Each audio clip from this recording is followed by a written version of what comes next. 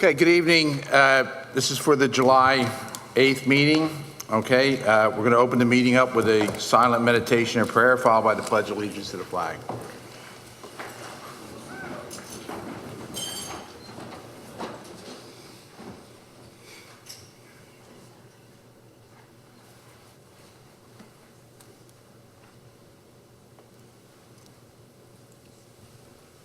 I pledge allegiance to the flag of the United States of America and to the republic for which it stands, one nation, under God, indivisible, with liberty and justice for all.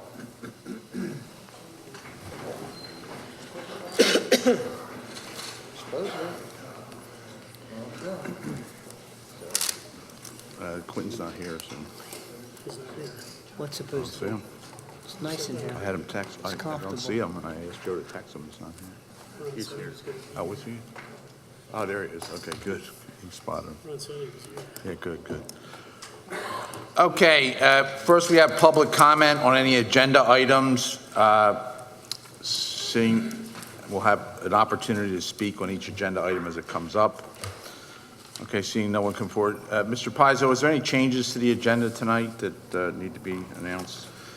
Yes, thank you, Mr. President. Item number 6 on tonight's agenda, which is the proposed text amendment to the zoning ordinance, and item 7, which is a proposed final amended land development plan for Echo Bensalem LLC. I received correspondence from the applicant's counsel this afternoon asking if both of those items could be tabled to your next meeting. That would be the second meeting in July 22nd. Unfortunately, all of their materials weren't received in time to be in your packet for tonight's meeting, and rather than have you move forward without all of the information regarding both of those items, they've consented to having it pushed off to the following meeting. So if council is of a mind, the appropriate action would be to table items 6 and 7 to a date certain of July 22nd. Okay, does somebody want to make a motion I'll make the motion. to the 22nd, right? Yep. Date certain? Yep, Okay. move on items number 6 and number 7. All in favor? Aye, I'll second it. Okay, second, I'm sorry. That's I thought Jesse had I done didn't see it. that. All in favor, aye. Aye. Okay, any against? Okay, so 6 and 7 is moved. Anybody else off, Joe? Secondly, item number 9, which is the lot line consolidation for Thomas Snyder. As council will recall, when this matter was in front of you at your meeting in May, the hearing had begun.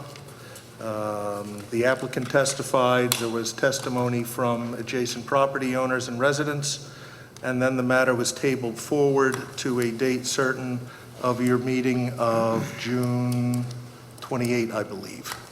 As council will recall, the June 28 meeting ended up being canceled, and as a result, since the matter had been tabled at that time to your meeting of June 28, it appears on the next agenda, which is this evening's agenda, July 8. Prior to the June 28 meeting, and before it was known that it was going to be canceled, the applicant had written to the township advising that the efforts that it had undertaken or was undertaking to attempt to reach a global resolution of some of the stormwater issues that plague the neighboring property owners. They were in the process of doing that, but were not ready to proceed at the June 28 meeting, and therefore we're asking that the matter be forward at that time an additional 30 days, or essentially to your meeting of July 22nd. Again, since you didn't meet on June 28 to deal with that tabling request at that time, the applicant is requesting that you would table the matter forward tonight to your next meeting, which is July 22nd. I'll put that in form of a motion if you're ready for that. Before we vote on that, what I'd ask is, since we have a lot of the residents from here from the neighborhood, is to maybe have Quentin come up and give us his explanation on where we are with it at this point, because I know he's going to be working on it and give them the opportunity to speak since they came down here tonight.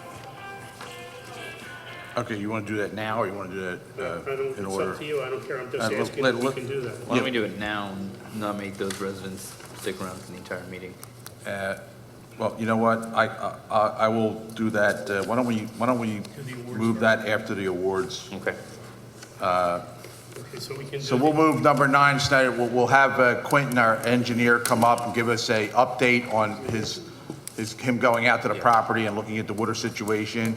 And then if there's any new information that the neighbors have in Yeah, reference to the see, water yeah. that they didn't contribute last time, they want to come up and speak, we'll take that information then, and we'll just have to have the developer look at the meeting or something to get that information. Ed, did you want to continue with your motion? So I'm sorry for Yeah, for go ahead, interrupting Ed. you. Yeah, Motion I'd moved. like to table it to July 22nd. Okay, is there a second for that? Okay, Ed Takmajian got that, so, all in favor? Aye. Aye. Any against? Okay, and then we'll discuss that right after the awards. Those are Anything the- else, Mr. Pizzo? Those are the only items of which I'm aware, Mr. President. Okay, the first thing on the agenda is recognition and presentation of certificates to the St. Charles Borromeo varsity softball team who won the Archdiocese of Philadelphia CYO Region 19 and 20 championship, which is an unbelievable feat for the size of your school compared to the schools you're playing against. You remind me of the Mighty Max basketball team when the sisters won a national championship where they trained the nuns. I don't know if they'll make a movie, but you know, you're same thing. But Who wants okay. to be a nun? Come on. Okay, Mr. Mayor, do you want to come up and present I'll come up with you as the council president. Get the St. Charles girls awarded. 1, 2, 3, 4, 5, 6.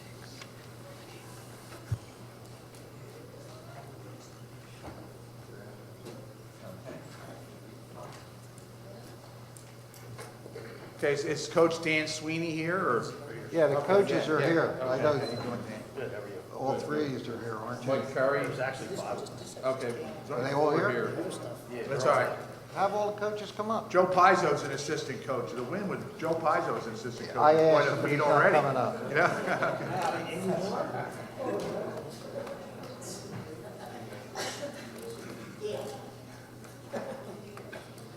Take your picture. Dan,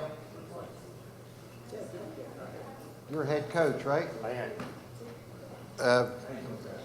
Why don't you come up and call the girls' names out? Okay. And help us present these. Here's the list. I think we have them all in order. Want to go in order? Yeah, and you do know that that was my school way back when, many, many, many moons ago, St. Charles, so I'm glad to see that you guys all came through. And you know why? You're being awarded the same day as our soccer team came back to the U.S. after they won the great championship they did, the gals in the soccer. So this is a great night for us here in Bensalem to give you this award, and congratulations. Coach, you ready? Yes. Come on But up to the mic. Are yours in alphabetical order? We'll find out. We think they are. We think they are. But these are not. You gotta read them off of here. Read them off they're in alphabetical order. Just open one at a time. Okay. Yeah, you can do that. They're all here. There it goes. Okay. C for Curry. First, we have Maddie Curry. Matty Curry. Come up here and stand there. Yeah, come up this way. You Come go up up and here. stand in the middle there where everybody can see it. Mayor, we need the rest of the charts, the presentation. Now they should be in alphabetical order. It should be in alphabetical order. I'll Okay. make sure. Maddie, come over here. Okay. Turn around, face the Go camera. ahead. Big smile. Okay, second, we have Sammy Desnoyers.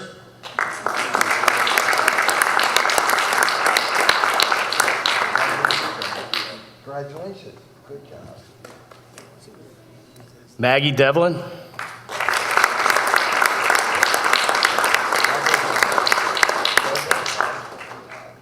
Casey Garinger.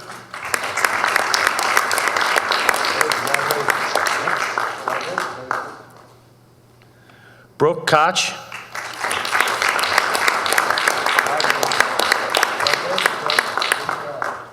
Nicole Lenker.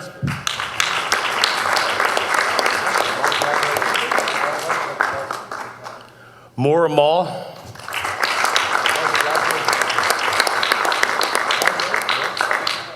Emma McDermott.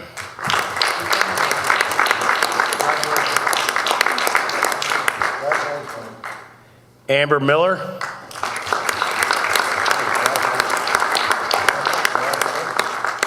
Victoria Montanez.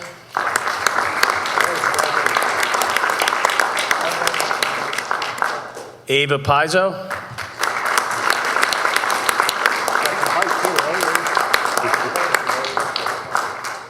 Bridget Sweeney.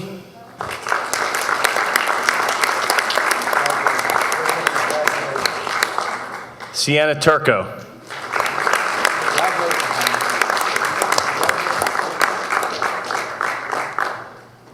Am I reading these too? Sure, read them. Dan Sweeney.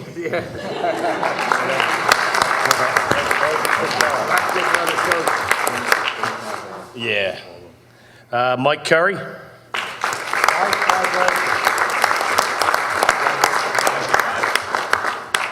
Thank you.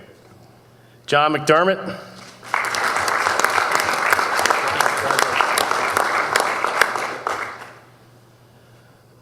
Mike Barrett.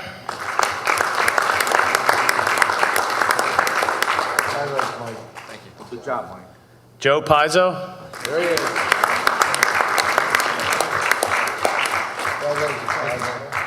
That's it. That's it. Thank you. Oh, talk about your team real quick. Tell us. So I'm not a very good speaker, so you're asking the wrong person. That's what we got to talk about. I've been coaching for about 5 years, and this is an incredible group of girls. Say what? Yeah, this is the trophy that they got for coming into second place for the Archdiocesan tournament. And that is the entire Philadelphia Archdiocese. I think it's over 150 schools. Wow. And then they also won this for winning Region 19 and Region 20. They're actually, it's unbelievable. We have 3 6th graders. It's a varsity softball team, which is predominantly it's supposed to be 7th and 8th grade. But because of the size of our school, we brought 3 6th graders up to fill out a team. And they did an incredible job stepping up, and the team did an incredible job. The girls were unbelievable. They smiled the entire season. They worked together the entire season. They were undefeated until the very last game when we played the Archdiocesan Tournament Championship game. And they're the second best team in the Archdiocese, but in my mind, they're the best team. So it was a pleasure to coach them, and I'm sorry that the season's over and that I will not be coaching them anymore. Thanks, Coach. God bless you. Sure. Hold these up so everybody can see. We'll get some pictures of you guys. Make 2 lines. Squeeze them in, get 2 lines.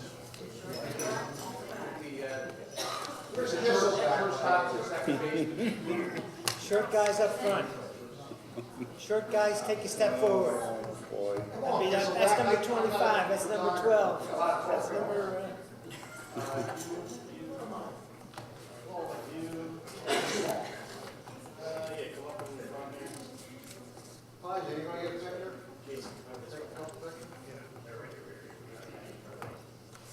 Come on, coaches. Jack, you give me your phone?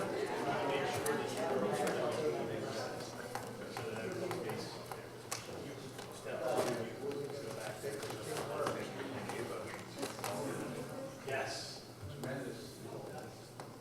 There's less than 250 kids in the whole school, just taking off Paris, hundreds and hundreds of kids.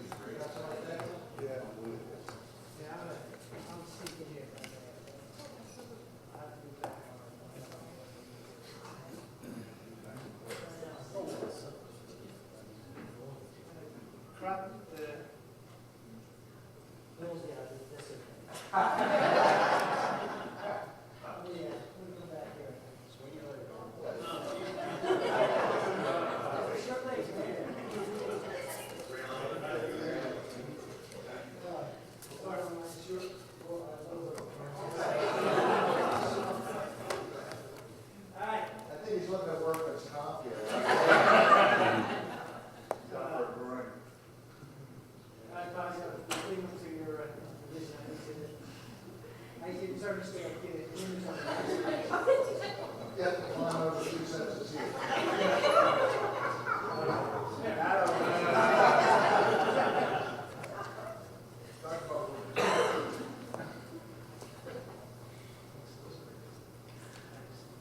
All right, here we go. All right, we're doing fine. Okay. That's good. All right, everybody look at me now. Big smiles. Here we go. Say yes. That's it? I can understand the chance. Let me see it. Big smile. Let me have you come over here, sir. Okay, here we go. Everybody look at me. Look at say, look at me. Big smile. Here we go. Say cheese. All right, this one. Here we go. Here we go. Look at me. All right, we'll do this one. Look at me and say boys.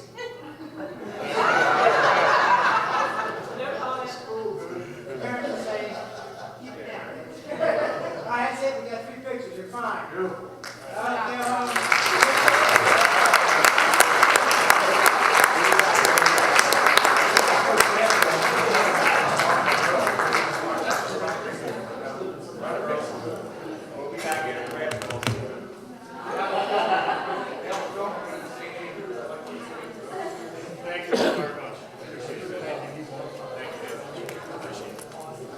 Congratulations.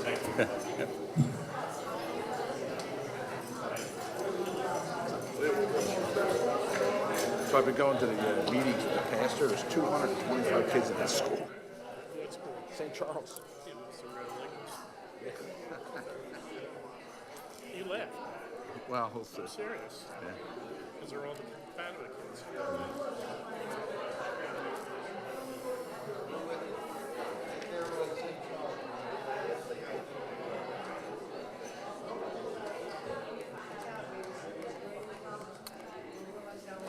I hope Clinton's prepared. He is. Ron told me this. Okay.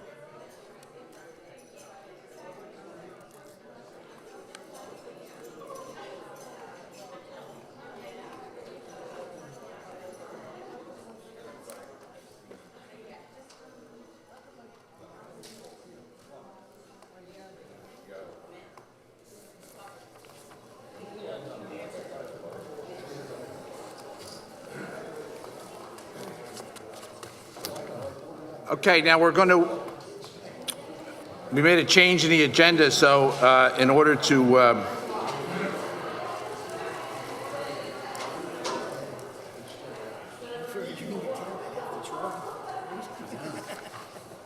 yeah, because it was on tonight's agenda and we didn't want to inconvenience some of the neighbors from the Woodbine Avenue and Unionville Road area. And some people may have not gotten a chance to express their complaints or problems with the water at the situation. But first, let's have Quentin Neron come up from he's an engineer with the township. He went down and visited the site, including the pipes going under Unionville Road, I believe. So if you can give us a preliminary report, and then we can give an opportunity for some of the neighbors to add. Got it. Okay, Quentin. So since last council meeting, we've been down with Public Works, examining the pipe situation. We've had a pipe cleaning company come in, jet the lines out, make sure they're flowing. They did do a video of the lines, which I've not yet got the report of that yet. We've also checked on the Eddington project. Gilmore Associates has been down there. They did a preliminary study of the area. We've been in touch with them, trying to see what they had on their preliminary designs for pipe sizes and everything like that. One of the things that they had in their study was that they're going to be replacing the lines going down through the roads, which the line that is the line in question, it's coming off of Humeville Road down between, I forget the address, at the second house and third house on Woodbine, going into the back of the properties and down and ending up on West Bensalem Avenue, and I believe the address is 1435, from what I recall.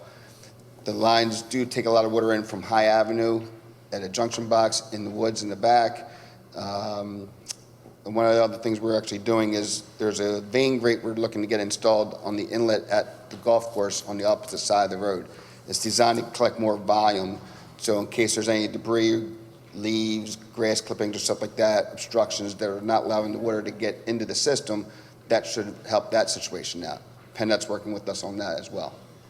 Okay, and one of them can speak for himself, but I was talking to one of the neighbors earlier, and they had said that the pipe coming under Unionville Road goes into a smaller pipe that can't handle what's coming across the road. Yeah, I don't know the actual pipe sizes. I know Public Works was getting that information for me. I don't have that for you tonight, though. But they can be adjusted if they can't? If need be, yes. The line does cross, I think it's at the first house on the corner of Humeville and Woodbine, and then that's where it goes down to a second box, which takes another pipe in from behind the houses on the opposite side of the street, which then crosses over Woodbine Avenue and through the properties. And I believe it's a 30-inch pipe going through the properties at that point, but I'm not sure of the line going across But that side. We can check that. Okay. Is the underground, they have an underground system for storage of stormwater, correct? On the new house they're building? The new house? Woodbine and... Right, that has not been installed yet. It's not been installed. That has not been installed yet. They're building the house, they've got it all going on, but all the water that's coming is going to the back neighbors. I don't understand why that wouldn't be one of the first things that get done, because when you're building and you raise the house way above every other house, all that water's got to go somewhere. It's going on the neighbors in the back. So why wasn't that done in the beginning? Usually that doesn't get done until rough grading process, which I was bound on Humeville Road today and took a glance in, but I did not stop. It looks like they have rough graded the area, so I'm assuming that should be scheduled soon. But I know it's not been done yet because we have not done that inspection. And when the builder was here, he said he was going to do 200% what was required. He committed to doing. So are we confident that when he's done his water retention on that property, that no water is going to come off that property onto other properties? When the existing house that's under construction now was first permitted, that was one of our comments. They'll not allow any of that water to go on any of the budding property owners on the side. So there is a swale design to go down that side yard between the existing house and his house. One of the first concerns that they had was there was a couple trees on that common property line that they had to remove to get that grading to work. As far as I know, that's not been done yet. So we have not done any rough inspections. I was down there one day when we had the major rainstorm, and it was unbelievable. I mean, the water coming off that property onto the back properties, you could swim in the backyards of the properties down there. And I think with us having, having that kind of issue, it's a problem. Now, did Dumac's office and the builder meet with the residents with you? Were you involved in I was not involved with those meetings, but I did hear from, I believe, Ken Farrell that he had been down there meeting with them. I don't know the outcome. Yeah, we got a letter that he did, but we don't know, we haven't gotten any confirmation. Yeah, I have not heard anything outcome My with that. understanding was they hadn't met, neither the owner that's building nor the engineering Yeah. firm met with the neighbors, so. I can follow up with them and see what the status of that is. Yeah, because they said they touched base with Mr. Gantz, and Mr. Gantz says he didn't speak to him either, right? Okay, so we're going to have to get on I that. can follow up with Mr. Snyder on that as well as Dumac. Okay, Okay. thank you. Mr. President, can I add on to Yeah, what go ahead. what the administration's been doing?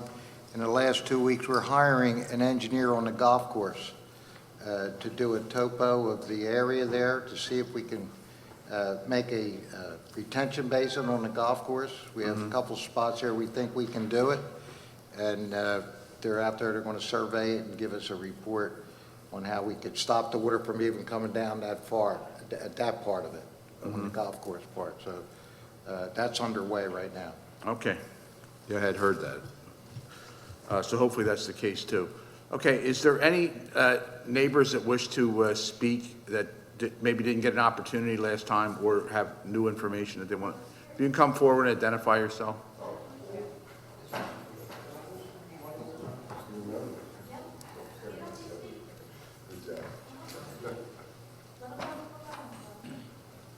Hi, ladies and gentlemen. My name is Steve Ryder. I live at 1517 West Bensalem Avenue. I'm about five houses in off of Humeville.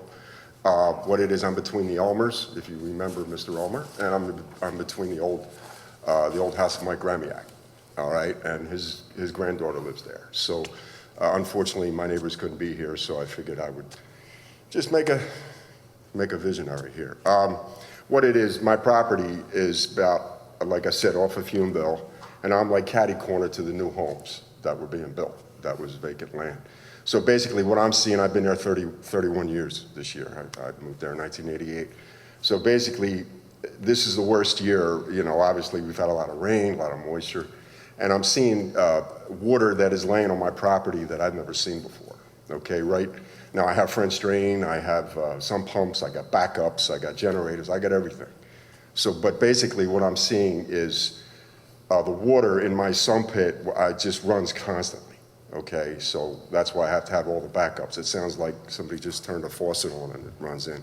There's a lot of standing water on the property. Next, I have propane tanks, and I'm seeing the water 2-3 inches, and in between my neighbor and myself, the owners, there's like a, I don't know, 8-foot buffer, right? So what I'm seeing now is standing water, and it just runs. And she claims, of course, all this water runs down, and the easement is right there, and Casey Tomlinson's in the back. So what's happening, we have houses on Woodbine, and that water just really comes down. When hard rain, I'll go out in my backyard, and I'm stepping in, I don't know, 3 inches of water, okay? It all goes away. Like I said, I have a lot of, being a homeowner, I have a lot of backups and whatever, but my basement is not going to get flooded, but I'm seeing a lot of water just standing on the property. That makes me a little nervous in between me and my neighbor and on, where the propane tanks are and things like Now, that, so. I believe you back up to the extended lot Yes. behind there, right? Okay, Yes. so I know where you live, because I used to play at the Grammy X. But I know where you Go live.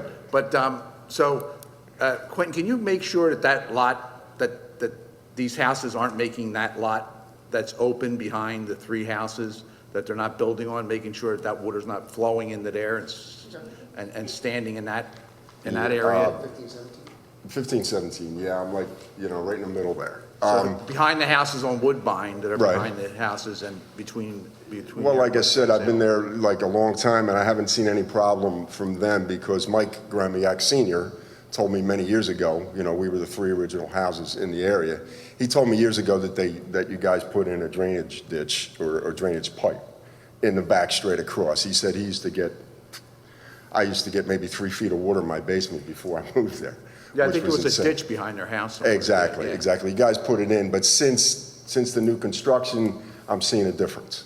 I'm seeing the water it lays there, whereas before it used to drain off. And my wife, recently, I was away, but she said we had a real hard rain, and it just, in between the 2 houses, it looked like a river coming down there. Would go, and then it drains, like the gentleman said, down the street that way. It goes down to 1435. Which is down Bensalem. So, but basically, I'm just seeing a difference since I've been there. And like I said, I never had this problem. It's not a problem, okay, for me. I more or less take care of it, but I can see the water, and it can't be healthy. The standing water just can't be good, whatever, for mosquitoes. Well, if he built and raised the lot, I'm not an engineer, and he built and raised the lot, and he Okay. didn't put his water retention in yet, then it's got to go somewhere. Yeah. So I'm seeing more coming down than I've ever seen before. Yeah, I And the believe. worst thing is the storms that we got. That's bad. Dumped major league rain in a short Absolutely. period of time, which made it even worse. Agreed. But it's no excuse. It needs to be taken care of. Quentin, you should talk to them and get them to get that underground base and stuff set up on that new house, because it's going to help alleviate. If they're going to be good people like they say they were, do it now, don't wait. And Just no as matter an- what, that has to get done, and sooner the better. Okay, just as an example, and I'll leave you go, because I know you guys are busy. 1990, I believe it was 1999, we had Hurricane Floyd. Anybody remember Hurricane? We had 14 inches of rain in 12, 13 hours. They were measuring rain in feet instead of inches. I didn't have a problem. You're talking 14 inches of rain. When in a short time, it was cool. It was good. Bert was okay, Mike was okay, and I was okay. Now, all of a sudden, we're seeing, I didn't even see standing water then. Okay, it would drain off. Yeah, it's definitely coming from there. Now I'm seeing it, but, thank you for your time. Thank you. Okay? Thank you very much. Thank you. Hi, my name is Margaret Krapp, and I live at 1337 School Lane, which on my property, I have a creek that's, I guess, made up of where the rainwater comes out and opens up, where it drains through, and then it goes back under the street at the edge of my property, which is that forest, pretty much. And there has been incredible flooding of where it opens up when the rain comes, and there's just so much water. My parents bought the house in 1998, and they both recently passed away, so I've been living there since last August, and I've never seen it so bad. with water on the property. I have a creek, I have a shed on the other side of the creek that I can't use because it's flooding. The water just sits there. I have a picture of the property, if you want to pass it around. Basically, it overflows, goes from my neighbor's house to my house up over the road. People can't pass there, and it also happens on West Bensalem Boulevard. Can you give your, West could you Bensalem give your Avenue. information to Quentin? And Yeah, let- Quentin, he'll get you come out address it, and- because he's got to look. Okay. I mean, people come and But walk this is around School just Lane from- and Forest Avenue, though, right? Pretty much, yeah. That's pretty, Yeah, and could- it's far away, but I think that what happens is when we take these trees that naturally filter and use the water, and they take out and you clear it out, and it's happening all over the environment where we're just taking trees and not replacing them or managing the rainwater that comes off that used to be managed with, the environment. And so we're coming to a point where there's just so much water we can't handle that. They replaced some of the lines under the ground, and I thought that would manage it, but it didn't. It's getting worse. I did have new sump pumps put in. I had a second sump pump put in January or February. So it's just something different has to be done. I don't know whose fault it is, but something different has to be done because, I mean, there's a lot of rainwater. There's a lot of mosquitoes. I mean, this is becoming like, environment because of the water that stands in people's yards. And I can't use part of my yard. I can't even use my shed. I can't keep the tractor there anymore because it's flooded. Has this only been an issue since the construction started on Yeah. these properties? Yeah. Well, Quentin has the address, so we'll check that out and see Okay. whether it has anything, whether we can do anything about it. Okay, sure. Okay, thank you for your time. Thank Thank you. you. Hey, sir, you want to come up and? 267 974. Bruce Ryan, 1702 Woodbine Avenue. I hear a lot of talk about the water retention on the 2509 property, which is already in. Now, I don't know who engineered or did whatever with the property, but I don't know why an environmental impact study wasn't done on these properties. Because the grading on that property, there's no water retention system going to stop that water. It's rolling down into the vacant lot that's in the back. Now, there should be soil studies done on that vacant lot that's in the back, and you'll find out that it's swampy mud. Because when they were backfilling over the 2 weekends that they backfilled on the 2509 property, the stench was unbelievable coming out of the mud. And the water retention isn't even done in the 2529 property yet. Now, what's going to happen with the 2519 property, which they want to do the lot line changes to put a big home in there, when you take all that vegetation out of there, no grass is going to stop that water that's coming down off them properties, flowing through the vacant lot, flowing through my yard, cutting over through West Bensalem and flooding those folks over there. I've never seen the water as bad as I've seen it this year. We had some water problem, but that's why there should have been an environmental impact study done on that property before anybody was allowed to build. I don't know what else to tell you, but it's ridiculous what's going on there. Part of what Quentin's working on now is checking that area, the pipes. But the impact study should have been done before anybody broke ground, anybody cleared trees. We came to the township before they even started building, when they started surveying. It was like, nobody's seen, heard of anything, didn't know nothing. And all of a sudden they start breaking ground. It's just amazing. That's about all for me. Okay. Thank you.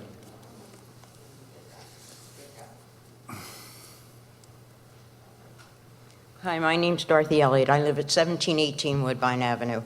I was here at the last, or the next to last meeting.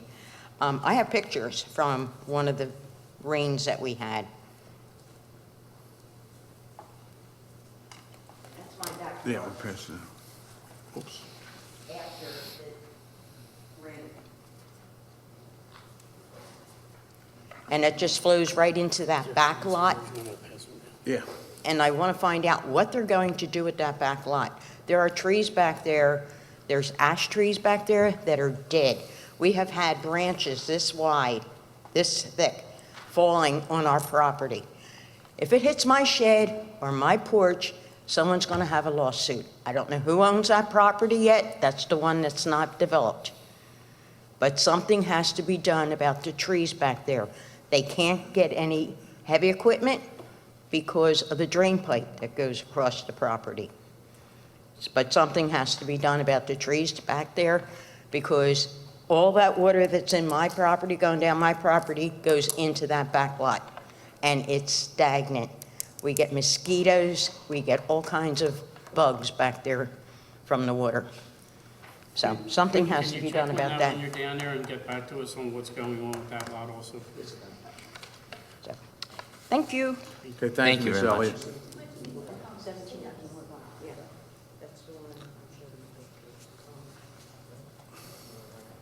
Hello, my name is Lincoln Russell. I live at 1634 Woodbine Avenue. I'm the neighbors to the Ryans. And so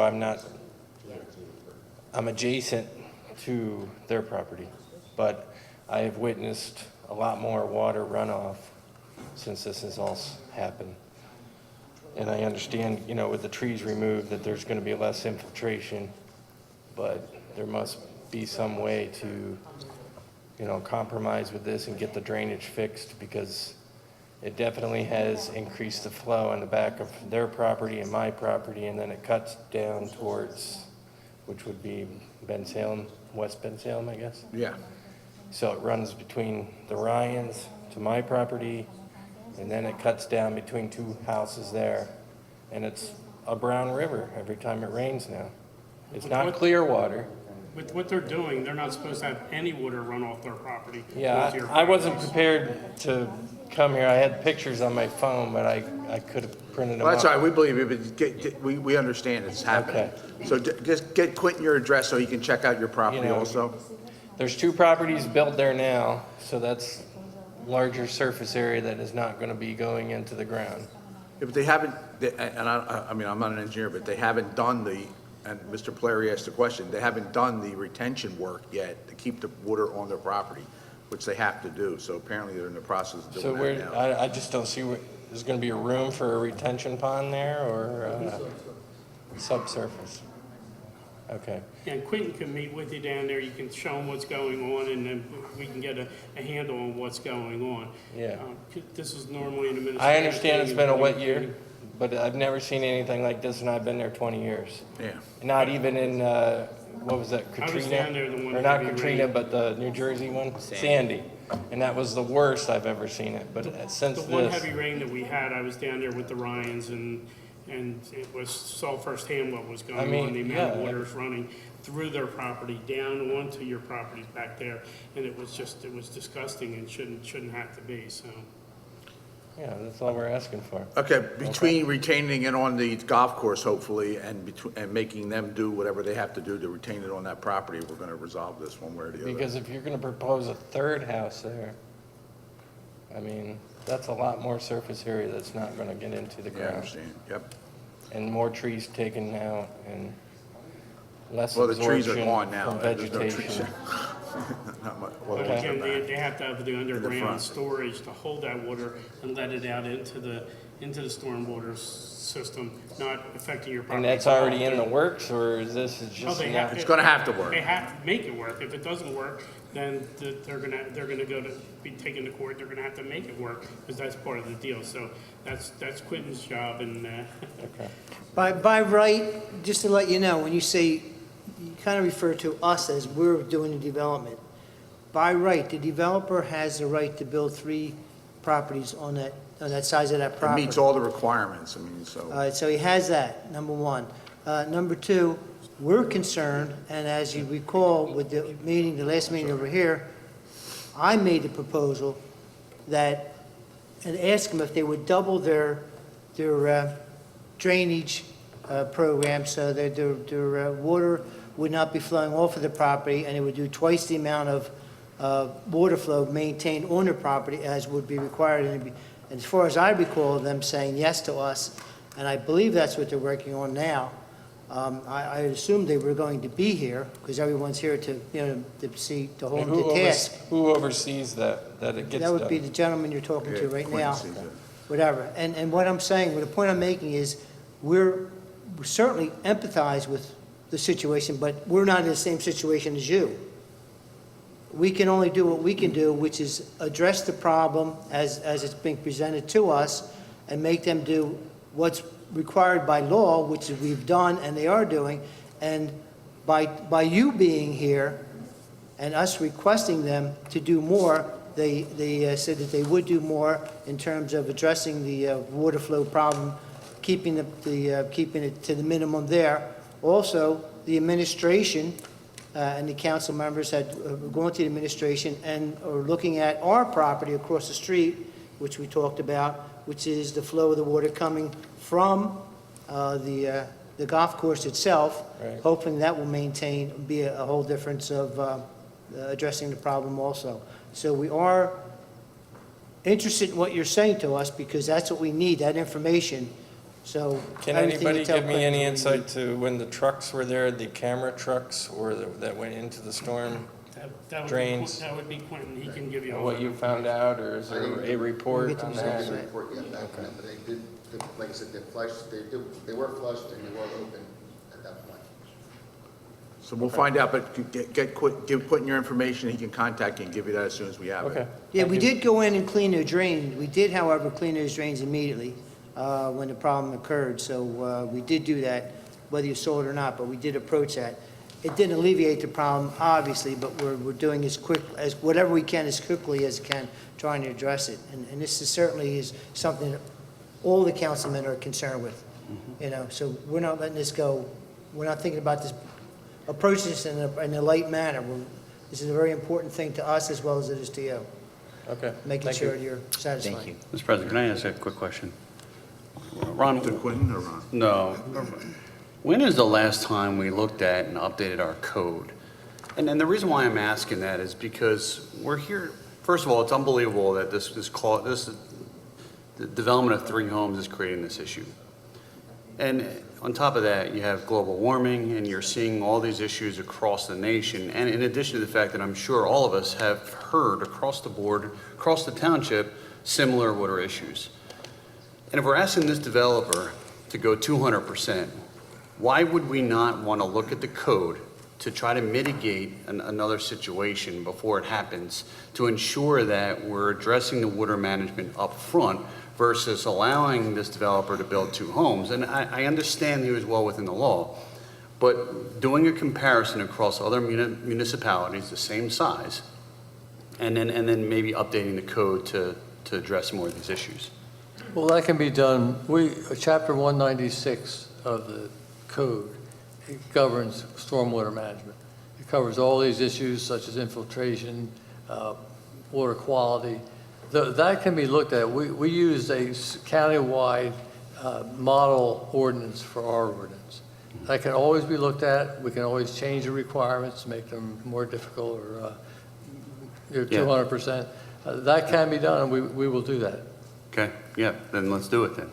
Yeah, please. Who will review the stormwater management calculations when they come in? Me. Okay, and you'll go through and make sure that they're meeting whatever goals that they have Yes, they have, committed to? They have to. And not show just their- the results, but the actual calculations. They'll and have to modeling. show the infiltration tests, Mhm. show what the infiltration is. And once we have that, we can ensure their design will infiltrate that amount of flow into the soil. Okay. And the size of the underground basin is provided for the storage. Sure. Just so you know, all of the paving and rooftops go into this basin. Not the grass, but all the impervious coverages are piped to these basins that we're talking about. Mhm. Thank you. And the basin's empty into the No, they're infiltration basins. But infiltration? they do have an overflow if we get a sandy that even a 200-year storm can't cover. But for the most part, it's designed to infiltrate into the ground. Into the ground, okay. All right, is there anybody else, sir, you want to add to? I'm sorry. Yeah. I'd just like to piggyback on what Mr. Gans said, because I don't want to create false expectations. The township's stormwater management ordinance, as Ron said, is in fact the result of work at the county level by the County Planning Commission and working in concert with the State Department of Environmental Protection.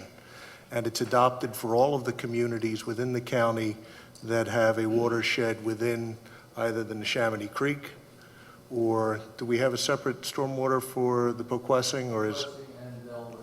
Okay, so each of those 3 bodies of water, there's a separate watershed ordinance that sets forth all of the regulations. regarding stormwater management within those 3 basins. And again, these are standards that have been set for us, have been calculated for us and determined for us at the county and state level. Our stormwater ordinance, in addition, has to comply with the MSDS and I forget all the acronyms, MS4. So everything that we have in place currently, all the regulations that fall upon us currently, all the things that we have to do annually, such as inspecting stormwater inlets and outfalls and making sure things are clear, all of those things are in our ordinance now. All of those things are there by virtue of a process that ultimately led to us adopting the countywide ordinances for these three tributaries that we have in place. We can certainly go and take a look at increasing standards beyond those that have been set. We can certainly do that. But I don't know that we have the legal authority to suddenly start to impose regulations on individuals that are 100% greater than what have been called for and determined to be what are necessary, adequate, required, whatever adjective you want to use at the county and state level. So I don't want anyone to think that we're suddenly going to go out and, we're just going to increase everything by a factor of 50%. The study would have to go into it, but at some point, like is true of most things, we can't just set standards which ultimately would lead to us saying, well, you just can't build on your property because we've made the stormwater regulations so onerous that no one could meet them.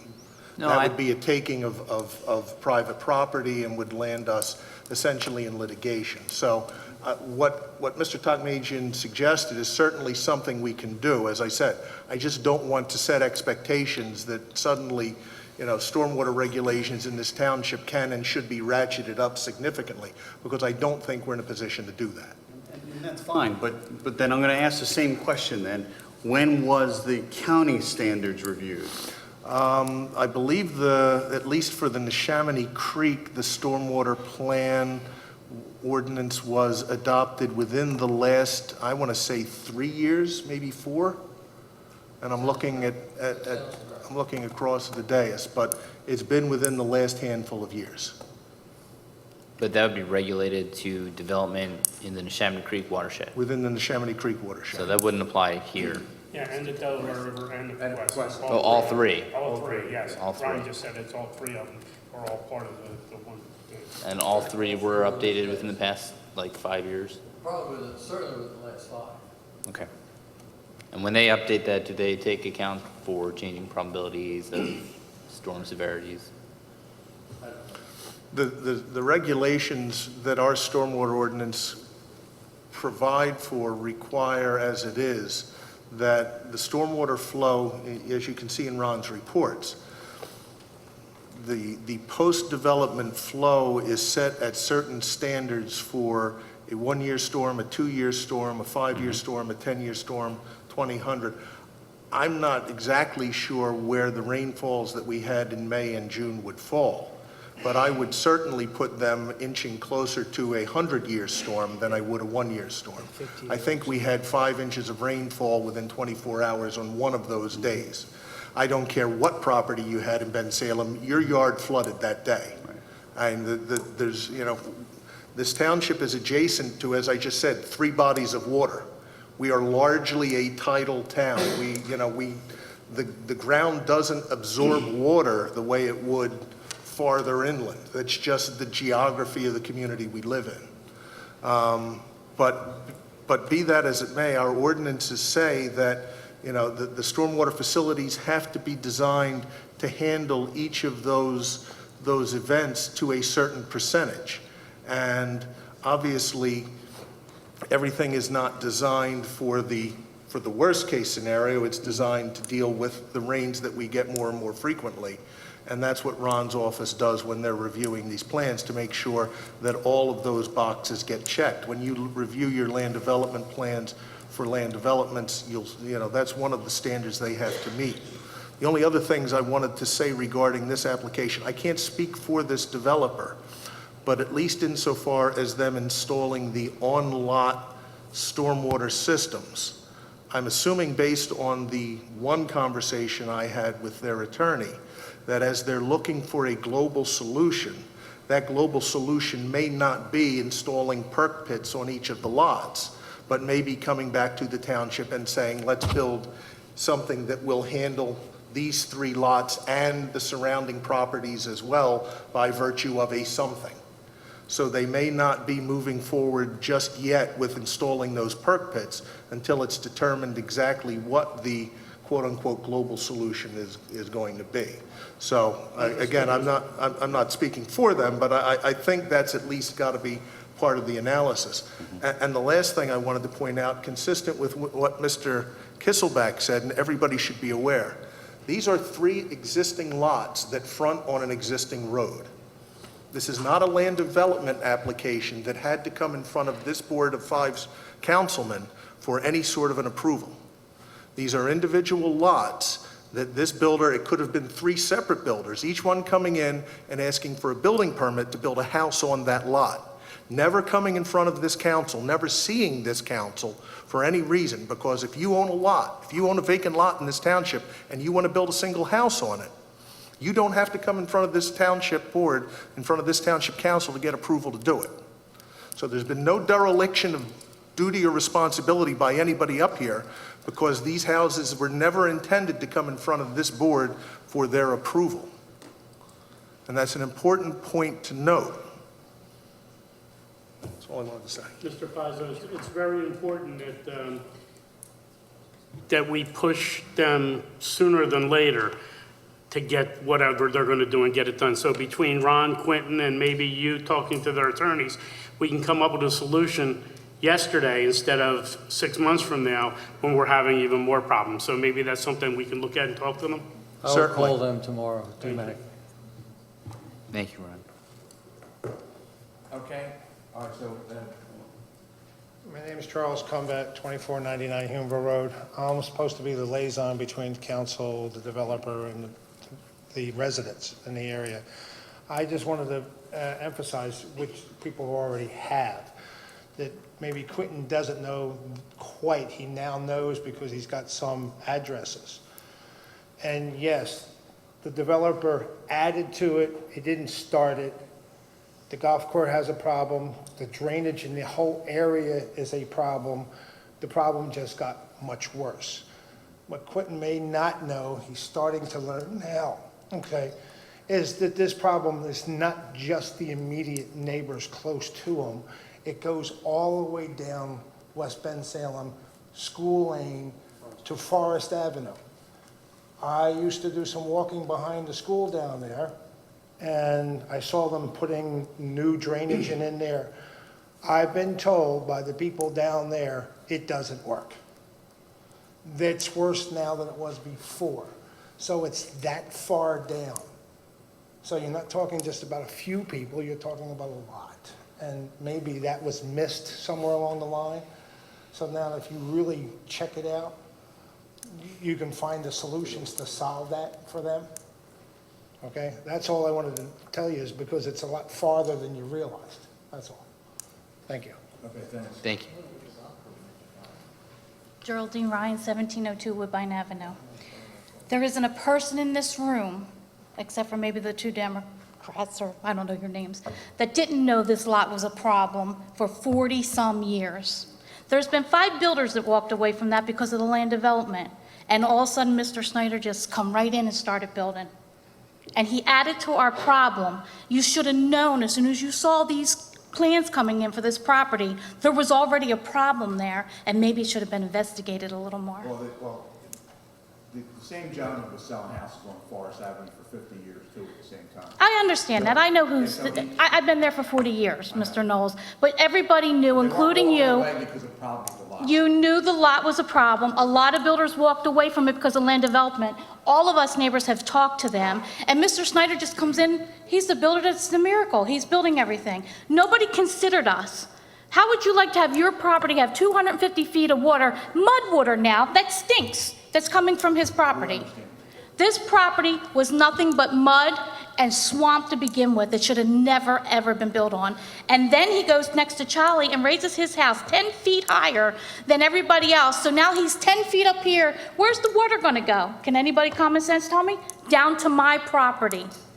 I am tired of it. I've asked, and the mayor knows, everybody knows, I've been around this township for this water problem for the last 30 years.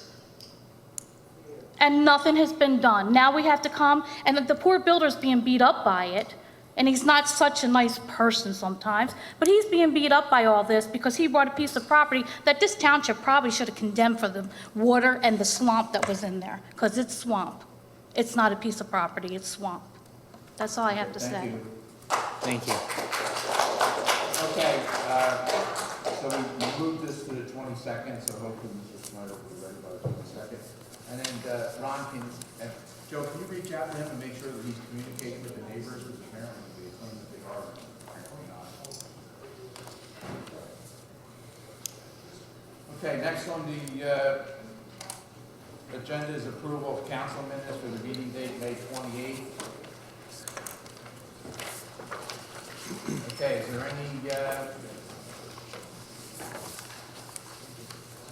anybody has any corrections for the May 28th minutes? I don't. I just want to say thank you for revising these to include all the discussion on this last issue. So I'll make a motion to approve as presented.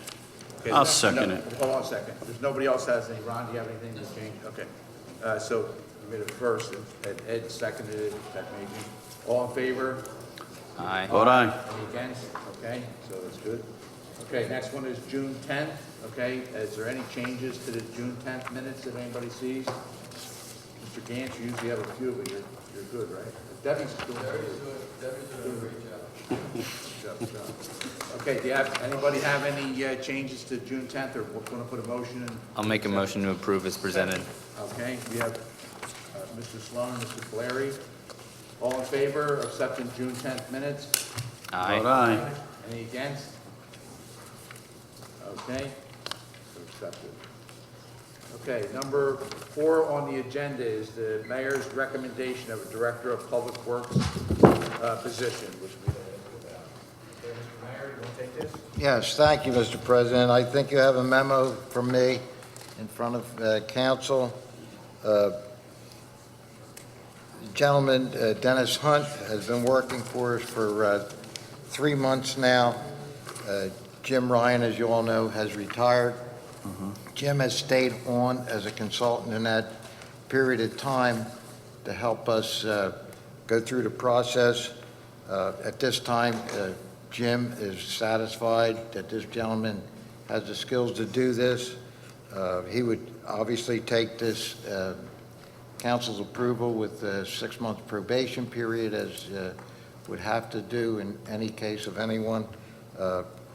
I'm convinced that he's the right guy. He's from Bensalem, lives in Bensalem, and would hopefully the council will see their way to. Yeah, I just have one question. I went through his resume, which is pretty impressive, but you said that he got did he get these certifications that he needed to get, that he said he was working on in 2018?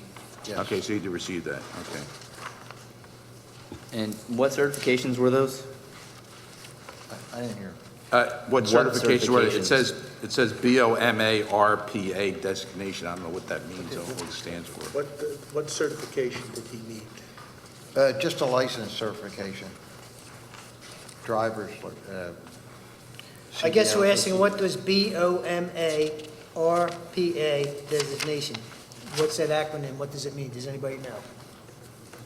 I don't know what it means. I don't think that has a bearing. It has whether nothing to gets do with it down. this. No, I don't know what it was. That wasn't Yeah. something he needed from us. No. No. What- Okay. So what was the certifications that he did need from us? The only thing he needs is a certificate for a driver's license. CDL license. CDL. And has he received his I CDL? believe he has, yes. I'm not positively sure of that, but if he doesn't, he will have to have it. I mean, So his employment is dependent on him getting well, he his has a CDL? 6-month probation period. Okay, so if he doesn't have his CDL within 6 months, then he'll be terminated? That would have to be, yeah. And when was he first hired by the township as deputy? March 25th. So does the 6-month probation start at that point, or are we starting it? Well, he had 6 months at that, now we'll start over. So you're start over? Yeah. 6 months of him actually doing the job. Yeah. Now, when were advertisements placed for this position? I can't remember. Right after Jim Right after told Jim us he announced. was retiring. Yeah, well, I guess that was around in February? February, okay. Yeah, they list the papers that it was in. I know, I just can't remember when that went out. Okay. So, Okay. resumes were received, it looked like you had 5 applicants, 3 were Bensalem residents. Were all 5 people selected for interviews? We interviewed 2. 2, 2. okay.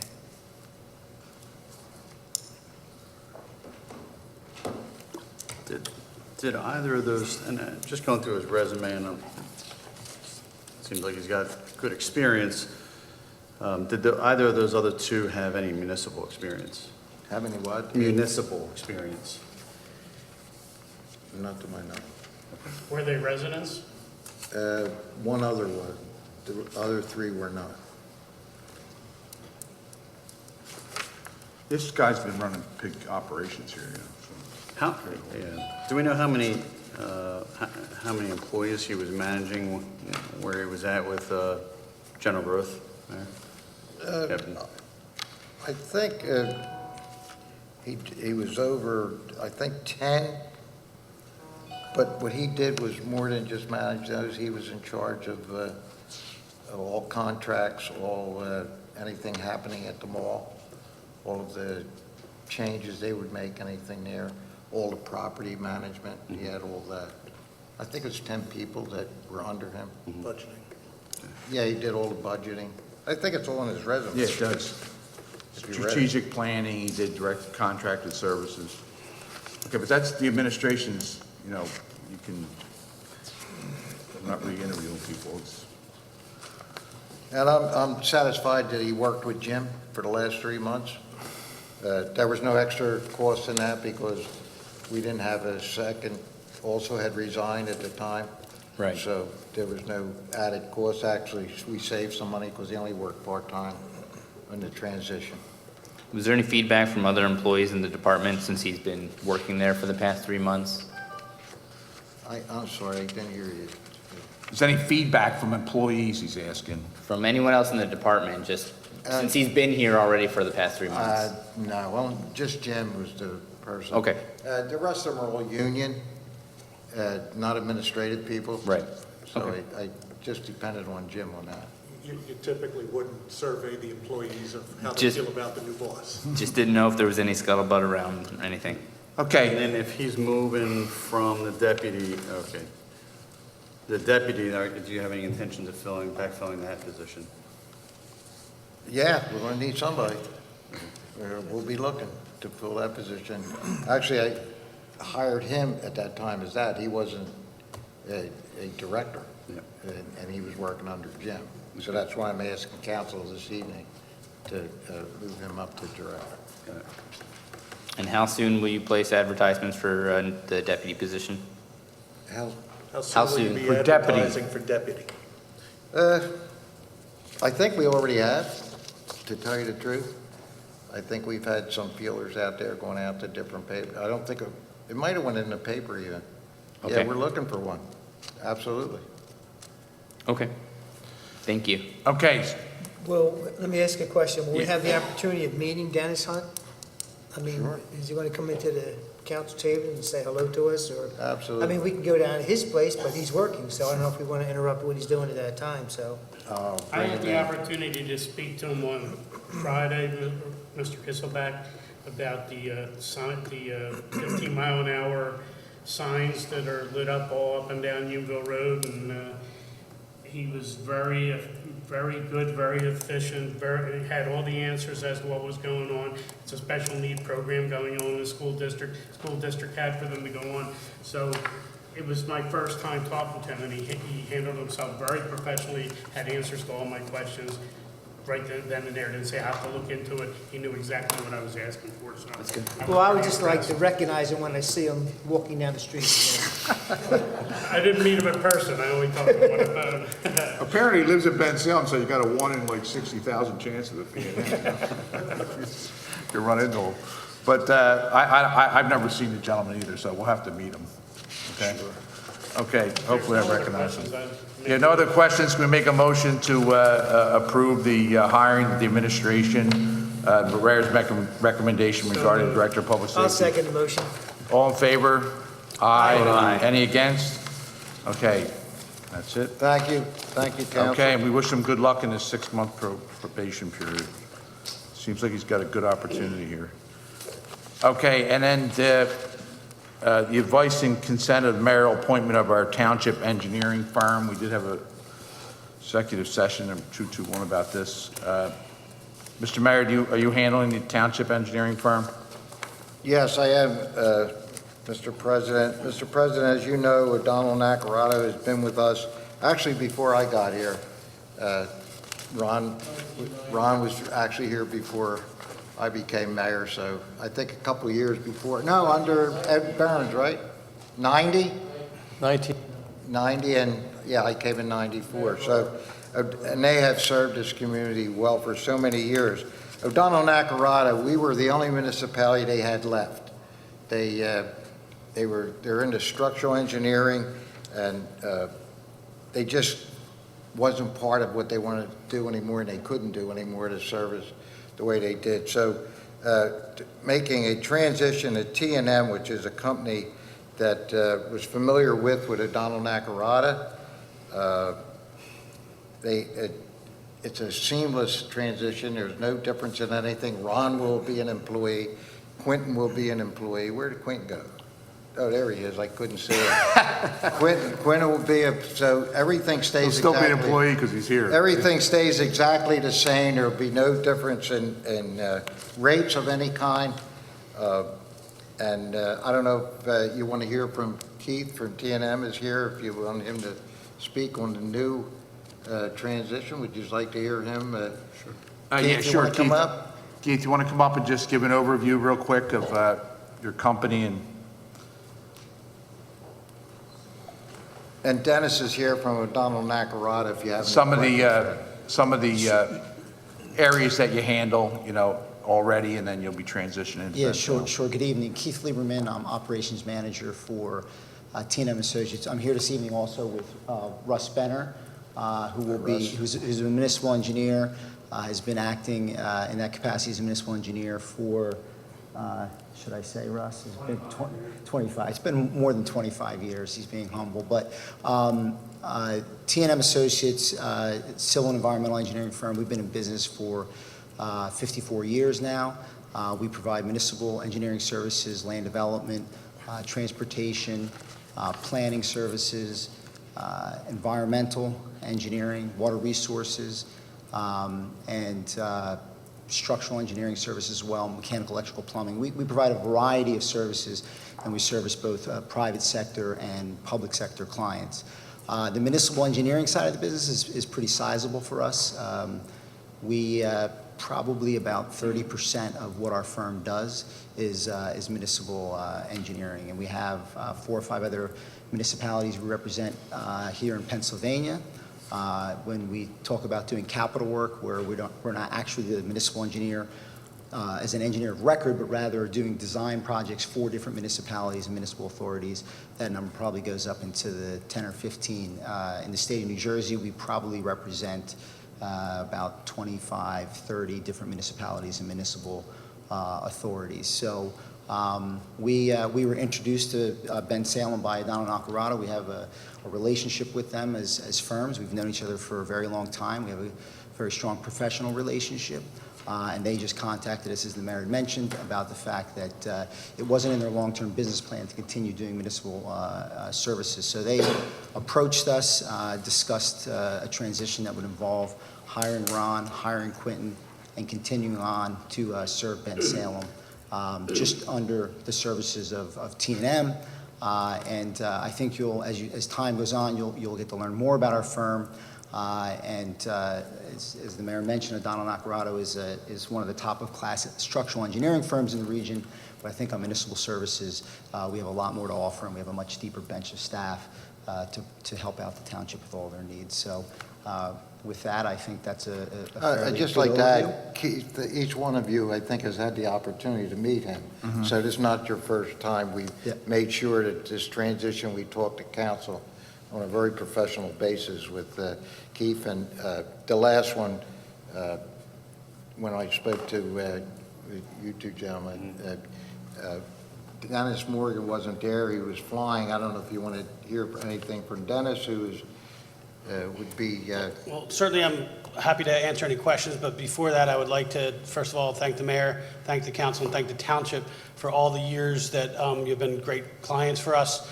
We've certainly endeavored to serve the township the best we could, and still, this transition is in that spirit of service. It's about the point where our firm has evolved to the point where we don't have the resources to support Ron and to support Quentin in the way that's really going to serve the township best, and we recognize that. And so that's why we're looking to make this transition to make sure this township is served. I'm going to tell you, not only is this township a client, but I'm also a resident. This is my home. You're not going to get rid of me that easy. And so you might see me around here again. But you're getting, and you know this, an excellent team in Ron and Quentin, but you're also getting an excellent firm in T&M that has many more resources, so we're not killing that poor man back there, Quentin, with all the things that he has to do. And so, again, I just wanted to say thank you, and thank you to the mayor, and thank you to the council for all the years that you have let us serve you, and I appreciate that. But if you do have any questions about the transition or anything about, reasons why we're making this transition, I'm happy to speak to them.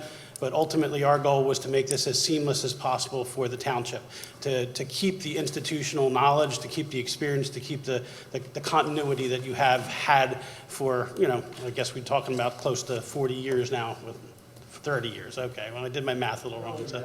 Yeah, no, you're not that all wrong. For close to 30 years. So I'm open to certainly any questions that you want to. I appreciate it, John. Okay, thank you. Okay. Yeah, and we need your deep bench to help Ron and Quentin with this Woodbine Avenue water situation, okay? So make sure you get your... Thank you very much. We'll be testing your bench very early. I just have two questions for Keith, I guess. Can you, and I know we spoke about this, but I just want to reiterate the mention of Quentin being overwhelmed. So can you just mention the additional support that you're looking to bring on here in Bensalem? Yeah, we have a number of inspectors that currently work for us that will be assisting Quentin. In fact, we've discussed one of the persons that's going to be helping Quentin used to work with Quentin at O'Donnell Nacarado. They've known each other for probably 15 years or something like that. So Quentin's very familiar with that person. And I think that'll, again, aid in just making it seamless. But we have... throughout the organization, we probably have about 15, 20 different inspectors in different regions of the company. We're not hiring that many, Keith. No, we just have them available at the need. But, we're here to service the municipality as the municipality needs it. And if you need additional inspectors, if you need additional engineers, Russ has a person that works with him that has been doing reviews with Russ for probably 15 or 20 of those years that he's been together. So there's a tremendous amount of continuity and sort of synergy that we have in our team, and I think we're really looking forward to it. We thank you for this opportunity. We hope to service this municipality for many, many years to come, and we hope that you'll find us to be the best in the industry at doing that. So we're ready and willing to serve. Okay, thanks for coming out. One final question. And again, just to reiterate, no change in fees until contract renewal. No change in fees at all. Okay, thank you. You don't believe me? No, I wanted to be on record to hear, to make sure. On the record. I wanted to hear from the I will other be on side. the record, Mr. Yeah. Mayor, backing Not you that I don't up, that there will believe be absolutely no change in fees. Want to hear it on record. We did say it. Yeah, okay. Okay, Thank you again. thank you. Okay, is there, anybody want to make a motion that we advise and consent on the mayoral appointment of our township engineering firm? I'll put that in the form of a motion. Is there a second? I'll second. All in favor? Aye. Any against? Okay, abstains? Okay, so that's done. Again, thank you, council. Okay. Okay, 6, 7, 8. Okay. Number 8 on the agenda is consideration of final amended land development plan for Lennar on a mixed-use development known as Waterside Phase 2.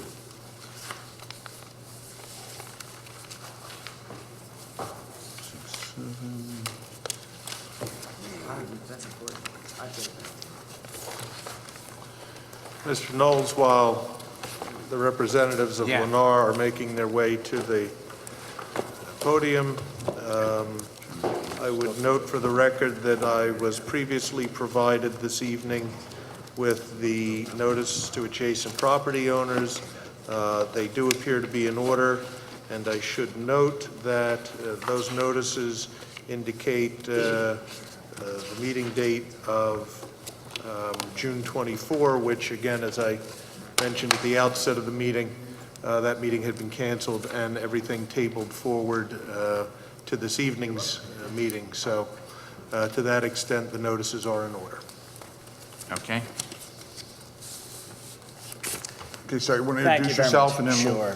Good evening, Greg Edelman here on behalf of Lennar. Thank you very much for taking the time to consider the application this evening. We're here this evening to amend a previously approved final plan. This plan has a long history dating back to, I believe, 2007 when it was originally approved. At that time, it was approved in, I believe, 9 or 10 phases by a different developer. The project didn't start construction until 2013, 2014, which was commenced with the construction of Phase 1. We're here this evening to amend the phasing plan and request approval of Phase 2. I've put up on the screen the overall Waterside plan, and specifically we'll be concentrating on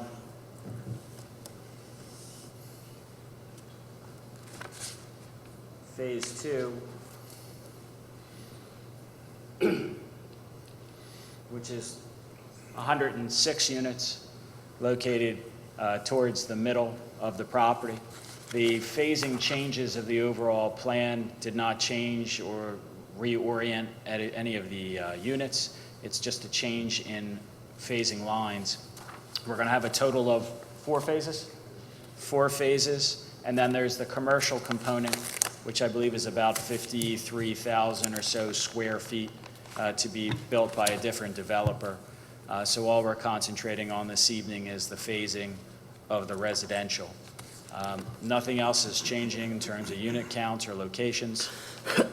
And what we're really doing is just trying to consolidate some of the number of phases down from 10 to 4. In a nutshell, that's it.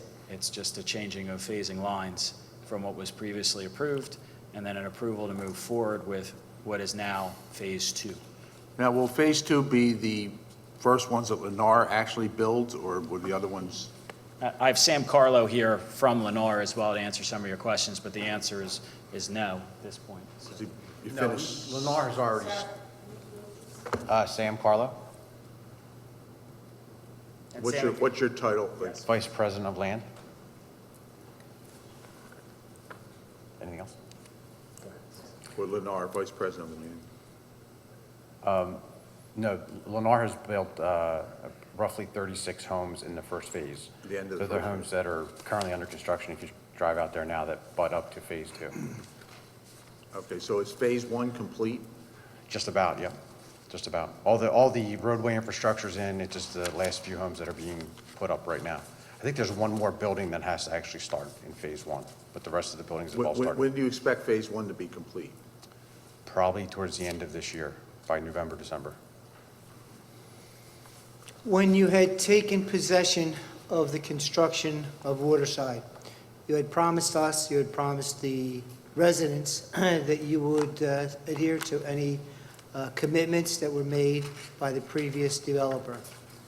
And you will know this because you had several correspondence with the individual I'm going to bring to your attention, but I have letter after letter after letter after letter. Here they are, small, single type, double pages of property owners that have asked you to initially do interior work to their place, and now they're again talking about water problems and I think you've have addressed them, or talked to them, or written to them, but nothing has been done. And I can go back, I think this is back to, I'm going to say April, maybe further on, for correspondence. I don't want to give the address because I don't want to divulge who they are, but I would give it to you. So, I mean, what's your commitment to the residents here? We're trying to make this a development where people talk about it in a positive way, and if you're not responding to their requirements that are minimal in nature, how can we expect to have any response from you continuing this project on into the future? We had a commitment when we purchased this project from Mignati that we would be responsible for, we closed last July.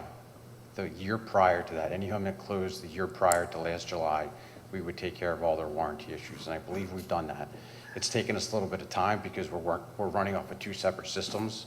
We're running off of Mignati's old system and Lennar's system, which is just, it's been a little bit of an internal headache for us to get worked out, and I believe we have that now. Regarding the stormwater issues, there was a hiccup where I'll take full blame. I missed a couple emails that came around. The last email that was sent out, which I think was the very last week of June, I think it was. Yeah, like June 26th, something like that. But I went out to meet with the homeowners. We talked about the repairs that were going to be done. The repairs are ongoing right now, and they should be wrapped up hopefully by the end of this week. So by the end of this week, they'll be resolved, is that correct? Is that you're saying that? The improvements that we talked about should be complete, yes. Okay. I just want to bring it to your attention and what my concerns are, and I'm sure every other council member's concerns also, regardless of who it is, that the project is done properly and moving along. It's a big project, and it has to be done right because that's what people will be talking about. Absolutely. We agree. Okay? The amended plan is for 451 single-family and townhouses. You're upping the amount of multi-family units. Those multi-family units are condominiums, correct? Not apartments? Not apartments. They're condominiums. They're townhomes and stacked townhomes. Well, what are the multi-family homes? They're the townhomes and the stacked townhomes.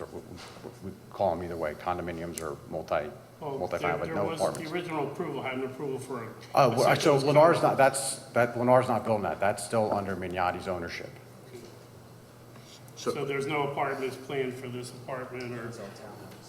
Has nothing... Lennar is only building townhomes. That's it. We're I not. just want that on the record. Yeah, Lennar's not building any townhomes. And the townhouses you're building, just to clarify, are townhouses with homeowners associations? Yes, correct. Not really condominiums, right? No, there's a homeowners association in place.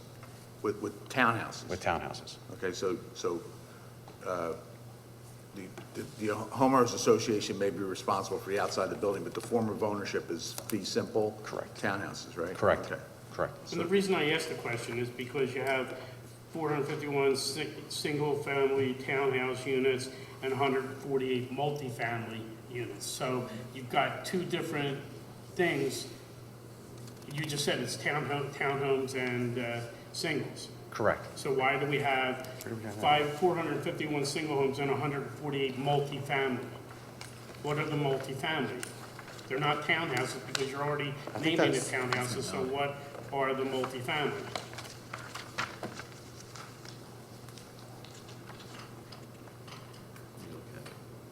It's the amended plan. You're calling for 451 single-family / townhouse units and 148 multifamily units for a total of 599 units. Right, and that's being built by a different developer. That's in the gray shaded area on the right-hand side of the screen. But you're coming in for the approval one. We're coming in for not on those now. They're already approved. But you're amending it. And Those are listed as phase one. Those 4 multifamily residential units, those are listed under phase one on the Multifamily constructed. They're already constructed. final master site plan, record plan amended. It says 451 instead of 457, right? And then it says 4 multifamily constructed, 4 amended. It's the same number.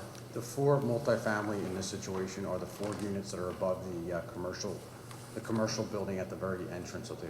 I understand that, but you're also amending the plan to amend the amount of multifamily units. If it's not your part of it, why are we upgrading from 144 to the amended plan proposes 451 single-family townhouse Right. units, 148, which was 144 on the old one.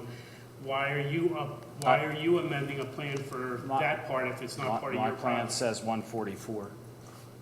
Do you have the O'Donnell Nacarata letter? Our plan says 144. Ron, did you make a typo or something? Because it says 148 in the No, bottom. on the cover sheet right here, it says multifamily, 144 approved, amended says 148. Right, so why are you amending something that's not part of? We're not. We're just showing the overall plan. We're not amending, we're not adding more units, so. Multifamily units in an area that we don't control. There. But it's changing from 144 to 148, so you are amending. Joe, we're not. If you look behind you or on the screen, you'll see under residential units. Ron, what was originally It approved? says 144, amended 144. We're not making any change. Why does it That's say not on the what plan this says. 148? I think Phase 2 is just 106 townhouses. That's correct. That's it. If you look on the screen, we're not making any changes on the plans to the multifamily. Jesse, did you just? Is that an error in your? Well, I guess the point is that the plan, the final master site plan amended, which is in front of all the council people, sheet 4 of 47, has a different chart than what is on the screen. Has a chart that says multifamily approved 144, amended 148. And that must be a typo. So that's what's going to be recorded. And so obviously the concern of the folk up here is And that's that. what Ron's report says. We're not. It should be I'm 144. filling out the paperwork that you guys put in, and that's why I'm asking the question, because it doesn't jive with what you're saying to me. I know that there's been. Joe, it's a mistake. Just to be clear, only drawing 20.02 final site plan Phase 2 record plan is intended to be approved and signed by the council at a later time for recording at this time. They're showing other phases in this submission, but as far as this meeting tonight is Phase 2, which is 106 townhouses. So the plan that has the typo on it doesn't get recorded. It's just the Phase 2 plan. Either way, if it's a file, if it's a plan that's on record with the township, it needs to be fixed. Oh, right, sure. Before we sign it. Well, that one's not getting signed. That's not getting signed. We were asked to show not just the Phase 2 plan, but the overall amended phasing, so that you could see how Phase 2 fit into the overall development. So we will resubmit that plan that's not getting approved, that's not getting recorded, to show the 144, which is what's being displayed on the screen. I understand that the condos are not yours. I understand that, and the commercial's not yours, but Well, these. and again, I'm sorry. Go ahead, Joe. Because sometimes this plan's been alive and around for a long time. Is the council's approval of the new phasing scheme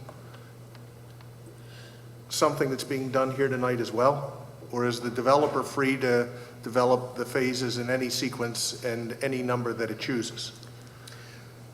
I don't want to beat the horse after it's already dead, but if we are, as part of what's being asked tonight, approving a phasing that went from 10 phases to 4, then this sheet is relevant, whether it's recorded or not. I'm not saying it's irrelevant.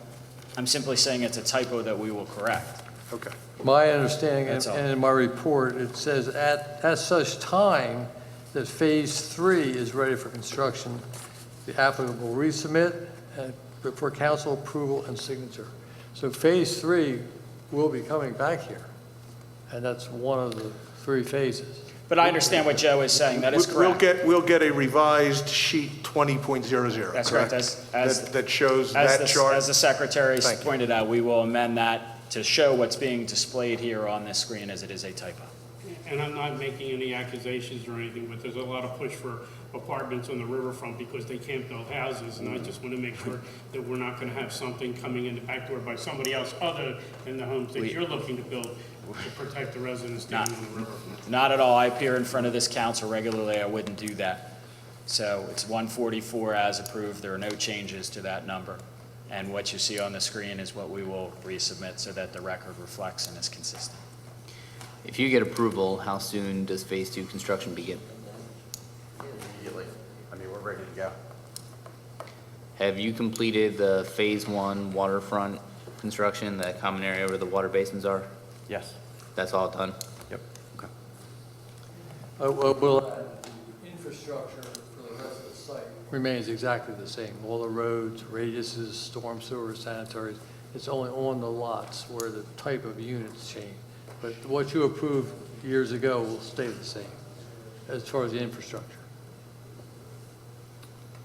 I had a question. When you complete Phase 1, which you're saying is November and December, okay, we put a restriction in place with, I think, the other builder, actually, because of the equipment in the front of the riverfront area that had to finish Phase 1, we closed off the park in the front of Phase 1, and they agreed to open that up when Phase 1 was completed. So when you end Phase 1 and you begin Phase 2, are you going to be able to open up the park in front of Phase 1 for access to the public? Yeah, I mean, that's complete, so we could open that up. It's a short section, but absolutely, we can open it up. Yeah, it's a nice section, though. But, okay, I just wanted to make sure you're get that on record that you're committing to that, too. I'd still like to keep, just because of the construction activity that's going to occur, I'd like to keep the part in front of Phase 2 closed still, just because. Yeah, there's well, a it lot was of- anywhere, but the Phase 1 portion would be open, okay? And then we'll do the same thing. If we finish Phase 2, you could slide over, open more. That's understandable.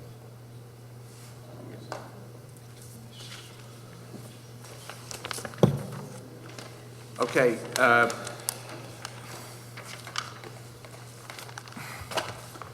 Okay, Mr. Gantz, on your letter that's dated May 23rd, 2019, you have that letter? Yes. Yes. Okay, the bottom paragraph, which is part of the discussion, states the amended plan proposed. Since that's not part of this phase, should that even be in there? That was to give you the overall plan, and we've since stated that the 148 is incorrect. Okay, so. But that's not part of this approval for Phase 2. Even though it's a discussion, it's not part of the approval Right, and it will be stage. corrected prior to your signing. Okay, so I just wanted to clarify that, okay? Yeah, because it's on the plan It's in, saying and plus The it's in ones that were your, submitted, it will have to be corrected. Yes. plus it's in your letter, okay. All right, so there's no apparent zoning issues associated with these plans, right? Okay, there's no stormwater issues, Ron, with the new? No, that's all been designed. It's all been and designed, approved okay. in the previous approvals. Okay, is there any other questions from the other council members in reference to Phase 2? Mr. Knowles, you sold homes down there at the Phase 1, right? One. Is there a question about it, or? Well, I'm just wondering if you're going to abstain from voting on Phase 2. No, because I'm not. You don't consider it a conflict of interest that you could be making money off of land Joe, development is plans that that a are... conflict of interest that I could potentially sell a house in the future?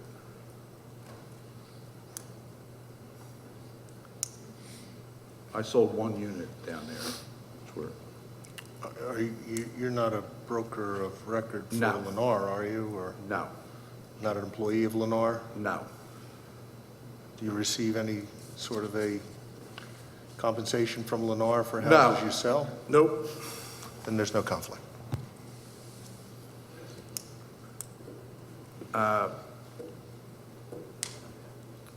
Anything else? You don't have to. No, I had to ask, that's all. I'm just Okay. asking, that's all. Well, I sold a house in your development too, so does that mean I can't vote on anything when you're, Is there something on my development on the agenda? Not tonight. Okay, So, all right. Yeah, I know. I won't vote it. Any of my dad's patients, I'll make sure they're out too, and anybody associated with our family. Okay, is there any other questions or concerns?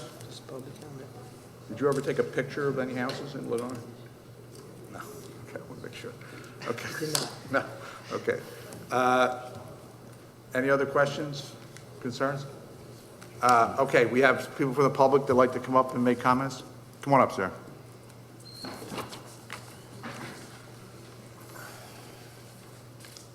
My name is Joanne Stewart. My husband, Michael Stewart. We are at 118 Royal Mews in the Waterside Development. Yeah. On June 26th, we did email representatives from Lennar and our homeowners association, and we copied Ed Kisselback and Ron Gans, documenting extensively the flooding issues that we've had in front of our property back since November of 18, where we had gotten no response from anyone from Lennar or the homeowners association. Ed was kind enough to respond and forwarded our information to the mayor. The township engineers took no action on our email. I think they pretty much ignored us like Lennar has done. Sam from Lennar did come out and speak to us, went through some options of what they were doing in the courtyard for the flooding. And Lennar's engineers also came out and spoke to us about that and guaranteed us that what they were doing was going to be a fix to the problem. Started doing work on the property, and after this past weekend's flooding, the work that they've done is already ripped up. And came home today to find out our whole front lawns are all ripped up, like they're regrading the property. So it doesn't seem that there's any actual plan to address the flooding issues. I'm concerned with the Phase 2 and the additional amount of impervious surface that's coming up with Phase 2 and the scaling of the property that we're going to get more flooding on there. You know, have the township engineers reviewed the flooding for Phase 2? They approve it for the Bignati plan? Have they done anything recently to take a look at our issues that we've addressed to the township as far as, I have photos as well that shows the river that comes down our property. Inches of water that just lay there. And someone else mentioned as well, you know, we have standing water, we get bugs in our house from the standing water, mosquitoes. It's just an overall problem. So I'd like to know what the township's plans are or their approval process for what McNalty's planning or for Lennar is planning. Mr. Mayor, can we have Quentin go down and take a look at the problem and look at the issues? Maybe Ron, Quentin can take a look at that and see what the issues are. And see why we missed going out there when they contacted us about that. But if we have the township engineer, Quentin, who takes care of that kind of stuff. Yeah, he was copied on that. He was copied, excuse me. So Quentin. He has seen pictures, or should have seen pictures and videos of this, and he said he hasn't addressed it to us. So, I mean, if someone's going to address this or have him or anyone come out, I want dates. Because what's happened since we've been here, McNaughty has kicked the can on this project. The township have kicked the can, and now Lennar has done a very good job of imitating that same process. We're going to have you talk with Quentin right now, and he'll Okay. set it up with you as to when he can come down and get that taken care of and find out what's going on. That's what I want. The other thing I want to address, Mr. Kisselback brought up. When Lennar came in, they had a barbecue. They were going to take care of everybody, make sure that all of the warranties they had that we were going to do, and he was dishonest tonight, as they've done very well. We had a door, just a door in our laundry room. From day one, it broke. And McNaughty knew they were selling the property and didn't fix something as small as that. It was recently done. It took a year to get our laundry room doors done after continually having contractors come out and measure and take pictures. It was just a continual kick the can of trying to get those doors in. We finally got the doors in. They're not painted. So now it's a battle of getting the doors painted, where people are, I'm being told, hey, someone's coming to your house Tuesday at 8 a.m. I take off work to wait for a painter to come, and no one comes. And then I contact Lennar, and I get, oh, well, let me see what happened, and I don't get any response for hours. Like, I'm sitting here, I took time off of work. What's going on with it? I never get responses back, and it's continual. And to that point, that small thing, the doors, we've never had our year review. Now, why this concerns us is they're looking to develop, and whoever approved the McNaughty, as far as the water, did a poor job. I mean, it is, it's a year that some of the property, and it's cracking. Part of the cement is cracking because the water is, there's not enough sewer, or not enough plumbing to handle the water that's coming in, or not just big rains, any rains. So whoever approved that, and I've talked to Lennar, and they agreed that wasn't done sufficiently. So they've come up with ideas, but every time I talk to them about an idea and their plan of action, they don't give me a plan of action. They say a couple things, and then today, last week, they said the plan of action was to make sure that they have plants and grass, as well as install a sewer. And then today, we come back from work, and now all the ground is being graded, which is great, but I don't know that there's one plan. I haven't seen a plan. I want to see a plan. The people at Waterside want to see a plan. We keep telling us we're going to do it, we're going to fix it. He was already dishonest. There's a lot of people out in that development who are not getting their years, their 90 days, and this water issue is not just our property. There was video given to everyone, at least to Mr. Kisselback, and to them as well. The engineer who came over and looked at the property hadn't even seriously even looked. He's not paying attention. Hasn't seriously even looked at any one of our pictures or videos. I would like to see, since we have, and we're going to have Ron Gans, we're going to have your firm go out, Quentin's going to go out, I would like to coordinate it with Lennar together with the three individuals, meaning the Stewarts, Mr. Cablo, am I saying it right? Mr. Carlo, and Quentin go meet together, and so we know what they're saying from the township's point of view, and looking at the long term, he understands what's happening. In the short term, you can take care of, hopefully, your promises that were made in the past. Maybe you didn't make the promises, but that were made to this couple, and so that can be resolved in a very expedient manner. That's what I would like to say.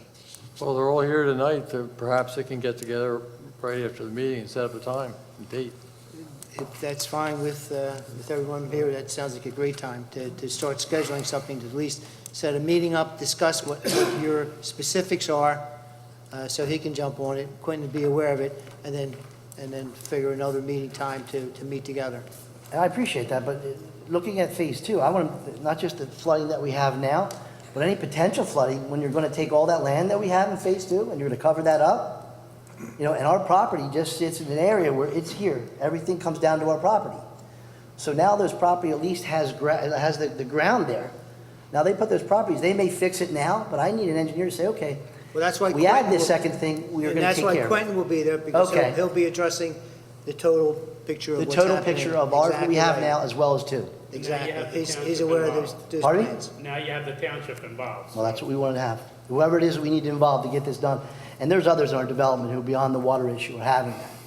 And I know some of them have Okay, well, spoken to thanks me. for coming out, and we're going to meet with Ronnie and Mr. Kisselback and Mr. Carlo, and All right, thank you. taking care of the best we I can. have a question. Can you gentlemen step up to the podium, if you don't mind, please? Yep. Is this the only property that you're developing in Bensalem? No, we're also developing Victory Square that's on Galloway Road. Okay. This isn't the first time that well, let me say this. When you scheduled this barbecue, I thought that was a really positive note. And I think a lot of the residents down there were extremely excited to see that happening. And they felt the support at that time. But this isn't now the first time. Subsequent to that, this isn't the first time that I've heard customer service issues related to some of these items. And I'm hearing grumblings about that second development too as well. So I guess what commitment are you looking to make this evening in front of this board to try to address some of those customer service issues? Well, I mean, I don't run the customer service department, but I speak with the person who does all the time, and I have not heard any other issues from that. The only thing I could do is I could have that individual show up at a meeting with the homeowners at the next homeowner association meeting, and we could try to talk through it all.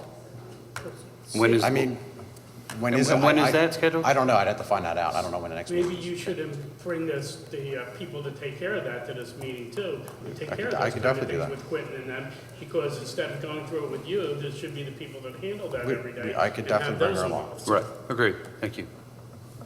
And just reiterating the point that obviously we need to step up the customer service area, especially based on the fact that not only are you developing this property, but it's quite significant. Now you also have a second development in Bensalem. Thank you. Okay.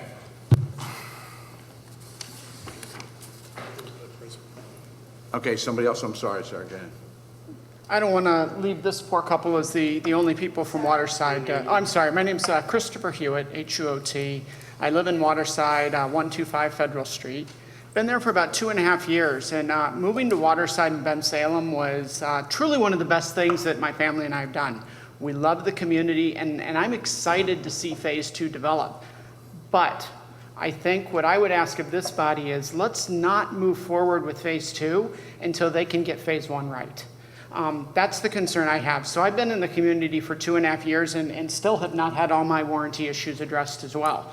I've had days, similar story, I've spent whole days home from work waiting for the warranty people to come and they don't show up and there's no explanation. One day it's we're scheduling appointments. The next it's, oh, you were supposed to schedule this appointment, but they never told me to schedule it with. So there's major customer service issues that have to be resolved here.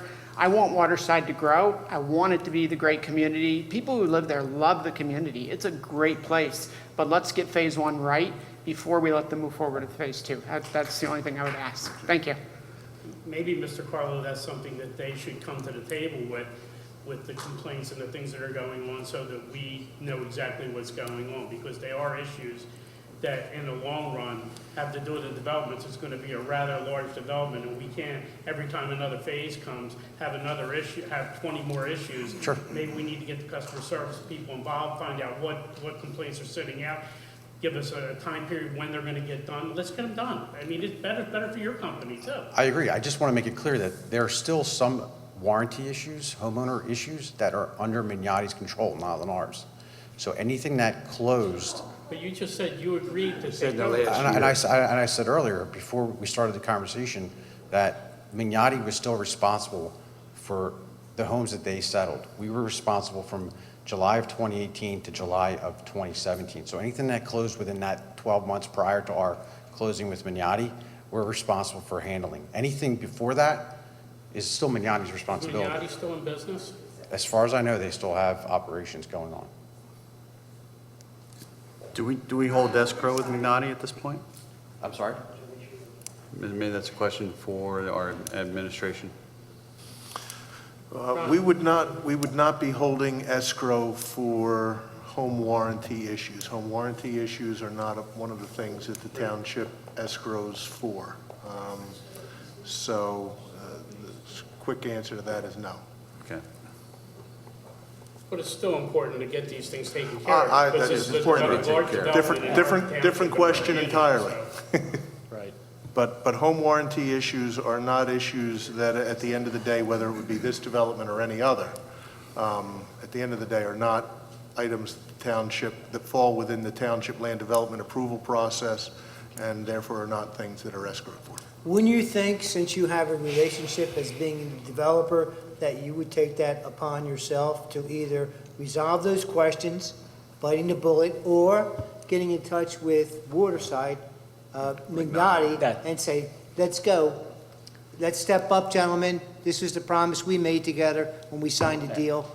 Let's do it. That's just the discussion I just had with Mr. Carlo, is that, you know, the reputation isn't differentiated based upon who built it. The reputation's based upon the happiness of the customers, as these people behind me will attest to. So it's to all of our benefits to try to push Mignotti if it's their responsibility. Let's face it, if you have happy people, you're going to get more people because you're going to have good. Bad news travels a lot worse than good news. Good news you tell one person, bad news you tell 20. So it'll look bad on Lenore itself with the rest of the units if we don't get it. Some of these water issues may take a little bit, but some of these issues with doors and hinges and pieces of carpet and stuff, you just need a little effort to get those cleared out, you know? Agreed. I'm looking at this as tending to be a tabled process until our next meeting, till we hear a report back from the neighbors and see exactly what you're doing. I mean, that's where I'm thinking right now. Do you have any response to that? Well, one, we're ready, obviously, to move forward, and I think progress is just as important as addressing the customer service issues. I would not put them one above the other. The customer service issues, while of course council is concerned about the welfare of its citizens, is not technically land development. I understand the reputational issues and your concerns Except as it about- relates to any flooding of the property. Excuse me? Except as it relates to any flooding on the existing properties and stormwater management down there. Flooding issue, I met with the homeowners. The homeowners that are here tonight? That are here tonight. I met with them last Tuesday, and as I told all of you, yes, I missed an email. So when the second email came out on the 26th, I responded, went there on Tuesday, which was first, right? Second? And then the following day, 2 land development folks from Lennar showed up to talk through exactly what was going to occur, and we told them that it was either going to start Friday or Monday of this week as far as the improvements have gone on. On Friday, I had gotten photographs from my guys showing me that the area's been cleaned up and work was ongoing. The area that he's talking about that lawn was removed, that area had to be regraded because there's no low spot. So we had to physically create a low spot. So yeah, I'm going to disturb some lawn and some plantings. So as soon as that gets reworked, we're going to re-sod it, and put the plants back in. I mean, that's the process. It's not just going to happen overnight. And the other thing with what you're saying is with the amended plan and stuff, we don't have to approve amended plans if people are dissatisfied and things aren't going right at that development. So what we're saying to you is we want these problems to be solved because you guys aren't getting the calls, we're getting the calls, Ed's getting stuff down because things aren't getting done. It's not on this government to take care of the problems that are down there. Now that Quentin's involved, we're gonna have Township involved. He's gonna make sure that you guys are doing the flooding and stuff right. But, I understand that the amended plan, you wanna keep moving with the project. But do we wanna keep moving with the project if you're not gonna take care of the things in the other phases that should have been done? We are taking care of those items. What are those people, the gentleman who's complaining about 2.5 years, these other people? They're talking about warranty issues. I'm talking about the flooding. I'm talking about site development stuff. We just met on Tuesday. We're already in the process of getting the work fixed. What? We're in the process of putting it together. It doesn't happen overnight. We had 4th of How long July. has it been going on, Sam? The first email was June 13th that I remember getting. Okay. Well, that's why somebody your body should be there. Well, I don't know if you sent it to me, so it wasn't. Okay, let's not get into discussion. Okay. Do we know what the cause of the flooding was? I'm sorry, could you say it again? What was the cause of the flooding issue? Where did the flooding issue come from? Did you identify that problem? It comes, so where their home sits, there's a section called the Muse. So the building that they live in was, I guess, built in,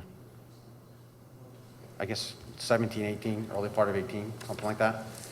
So all that runoff that comes off from the top street down through the center of the Muse, there was no catch basins or inlets or yard drains installed. So the way it all grades out, it grades to the walkway and it almost creates like a swale. Got it. So all that flow comes down from up above. I'm sorry. Can you repeat that real quick? So there were no inlets installed? In the Muse section, Yep. the way it was graded, it all drained naturally via gravity.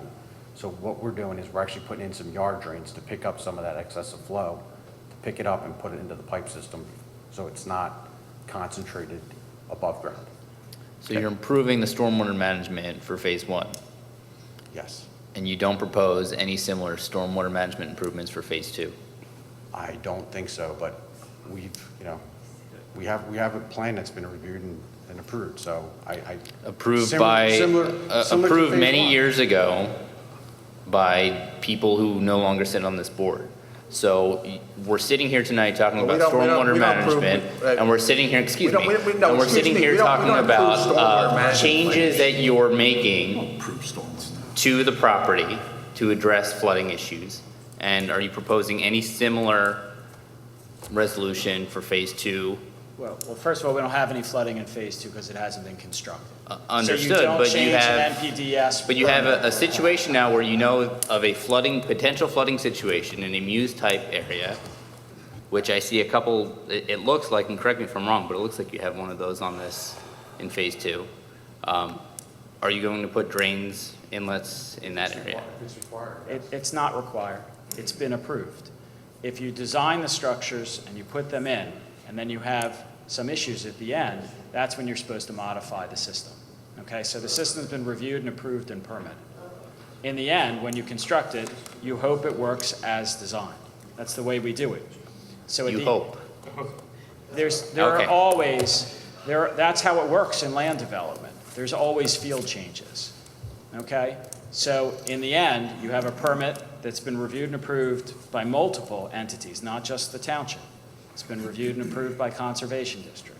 All of these pipe designs, systems, drains, inlets, they have captures, they have areas. I mean, you know, Ron can even attest to it, how you do it. That's how you calculate it. Sure, so In let's the talk end- about some basic land development engineering.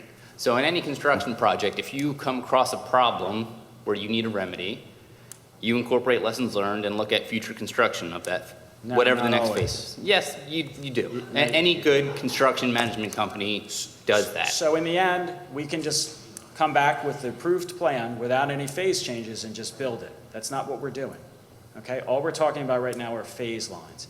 You're gonna tell me to go back and amend a permit for a problem that hasn't occurred. That's what you're telling me to do. No, that's not what I'm telling you to do. You're I'm telling me to asking- redesign a system that's already been permitted and Really? approved for phase two. Are you putting words in my mouth? Fine, you tell me. You just told me I have to go incorporate fixes from phase one into phase two as a lesson learned. That's what you just said, is that correct? I said that's typically what gets done That's with a incorrect. construction project. That is incorrect. That is incorrect. What's done are standardly accepted engineering practices, and then you make field changes based on as-built conditions. That's what happens. Okay? So at the end of the day, you have an approved phase two stormwater system. It gets constructed as it's been approved. To the extent there need to be changes, that's why you have a township engineer, that's why you have DEP, and that's why you have Conservation District.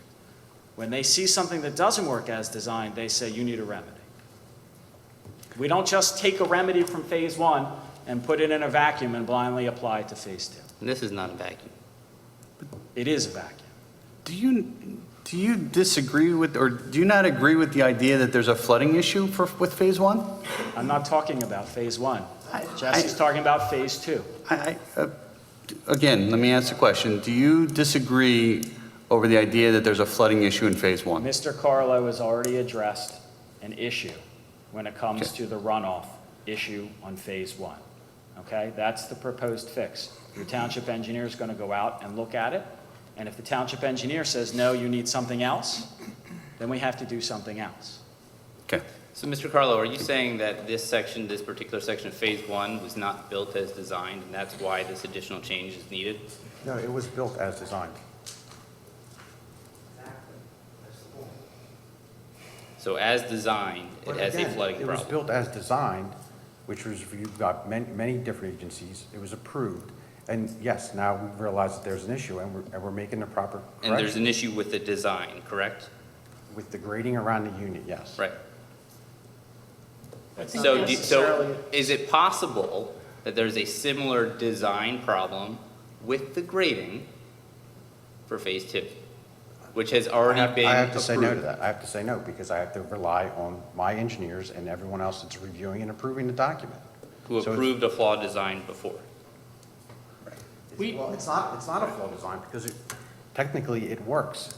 There's been excessive runoff, so we're We can correcting go that. at this all night long. I know. We Yeah, have to have our it's- township it's- engineer go out and have Quentin look at it and see what fixes need to be made by the township to make it fixed correctly, so these nice residents can live a decent life in the houses they paid a lot of money for. And if something else needs to be done, and the township engineer looks at it and says something else needs to be done, we're under your regulations. That's where your oversight comes. I think they're in two different locations, first of all. So what was designed, that's not working for phase one, may very well work for phase two. It might. And you can't, I They have to haven't agree looked with the at it. developer, I hate to say They it. haven't but even looked I at have that. to agree with them to say, we go with the plan that what we're doing, and it has to be resolved, it's going to be resolved, I believe it's going to be resolved, but we're going to hold your feet to the fire also. We're not just going to say, okay, Mr. Elderman, this is what we're doing, and this is how we're doing, Mrs. Carlo, we believe everything you're saying. We're going to have some kind of a fail-safe that we can make it happen, or let you know that we mean business too. And you know that, I mean, that's Yeah, the way it works. absolutely. And if field changes have to be made, we may make a field change tonight. And my position is going to be that we table this to the next meeting. That will give you 2 weeks, which is not an inordinate amount of time. It's not going to hurt you in any major way, but it's going to let you know that we do mean business. We want you to address the residents, as we had stated, with our engineer and with your representative, and get things done. And then the other part of it, Phase 2, we'll address that when Phase 2 comes up. But I think the accepted plan is put in action should be worked on accordingly as to what we have. You just can't guess that we think we're going to make changes. I don't believe that to be the case. We've already taken a step to make this change. I'm not running away from the requirement of fixing the runoff. I think what Mr. Kisselback is saying is let the township engineer go out and confirm that the changes that you're making are acceptable. Correct. Yeah. Right. And then come back 2 weeks and let that township engineer, whether it's Quentin or Ron or whoever, And the say, we residents. agree. And the residents, of course. Of course, Or but one representative from the residents. you will need a professional engineer who's not our engineer to say what their engineer is doing in terms of grading is acceptable, right? 2 weeks. And our township engineer's coming out Well, to review that. It's just a matter of making And sure. that's the no, for whole them to make idea effort here is towards to it. make They this won't so finalize it, but everyone they is will. on you the wanna make same it page. August The 12th? residents, Lennar, the township, because, hey, when you guys are You'll be done and gone with this, it's our problem, not You'll be yours. here You'll the never hear it 22nd. again. So we want to make sure it's done right, and that's what we're trying to do here. So I think that what Ed's asking for, I think is reasonable.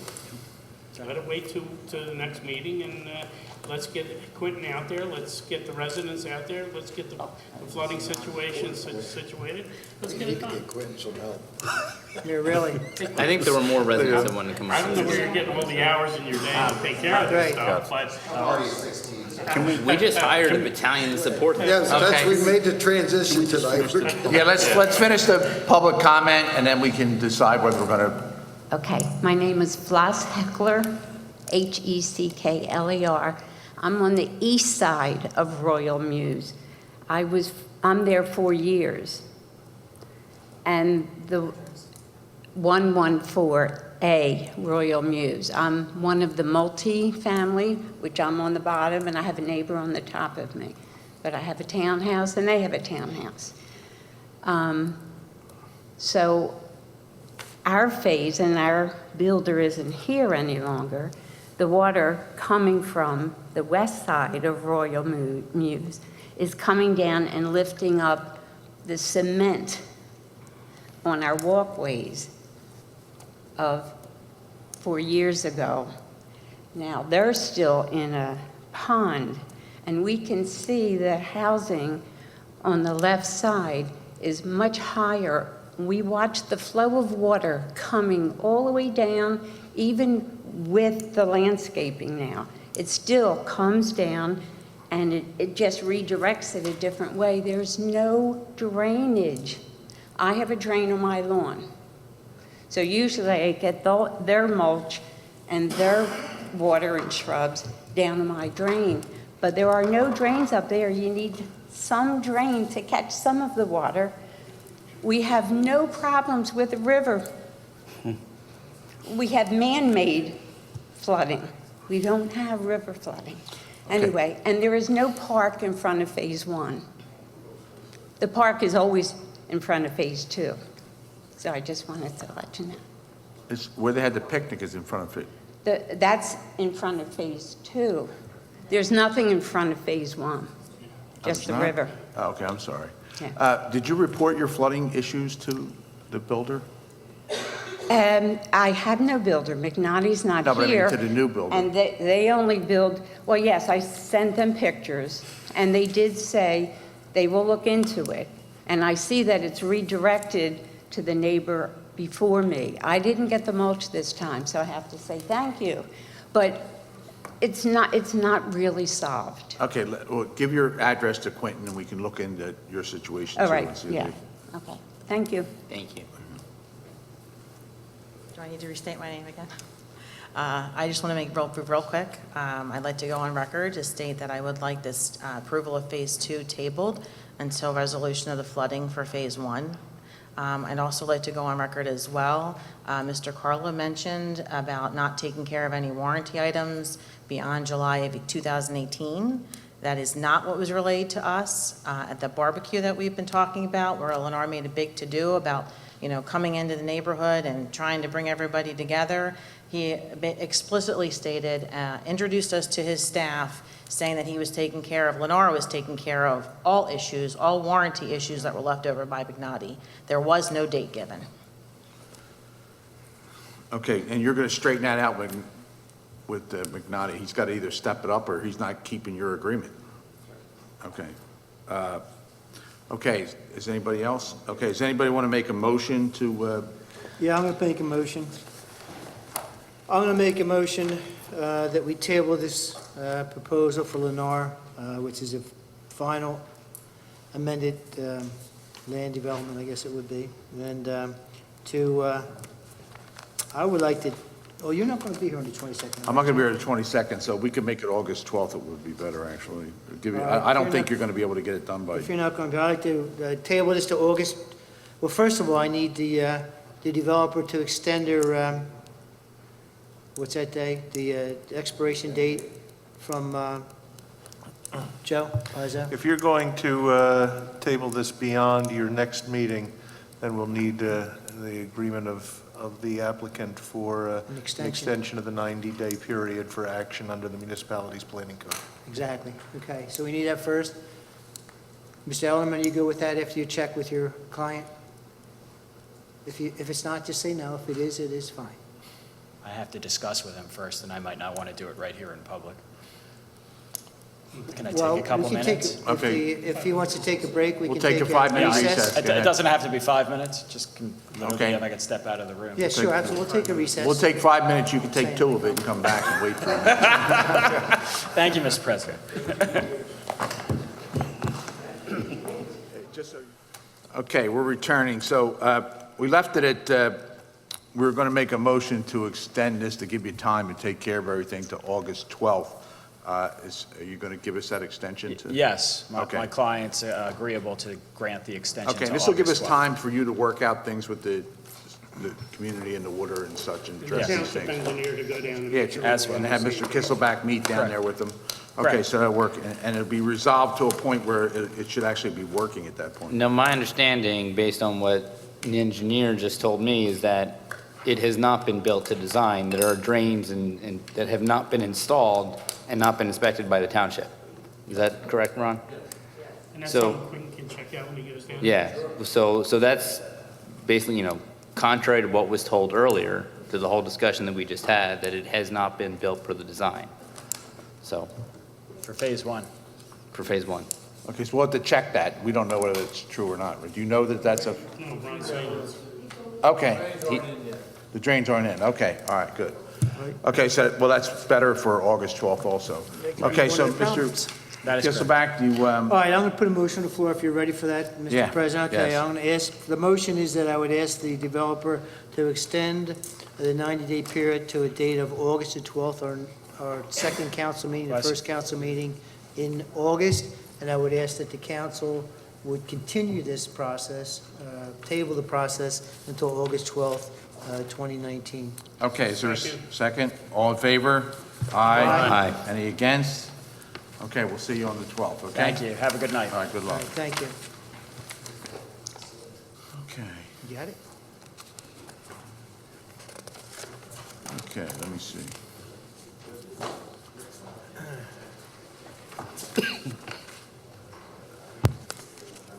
Okay, number 10 on the agenda, consideration and signing of documents for Republic First Bank. Mr. Gantz, do you have this, or? Mr. Pizzo? Yes, before you are the Land Development Improvements Agreement, the Stormwater Best Management Practices Agreement, and I believe that's it. Those 2 agreements for the Republic First Bank. This is the property at the intersection of Street and Mechanicsville Road.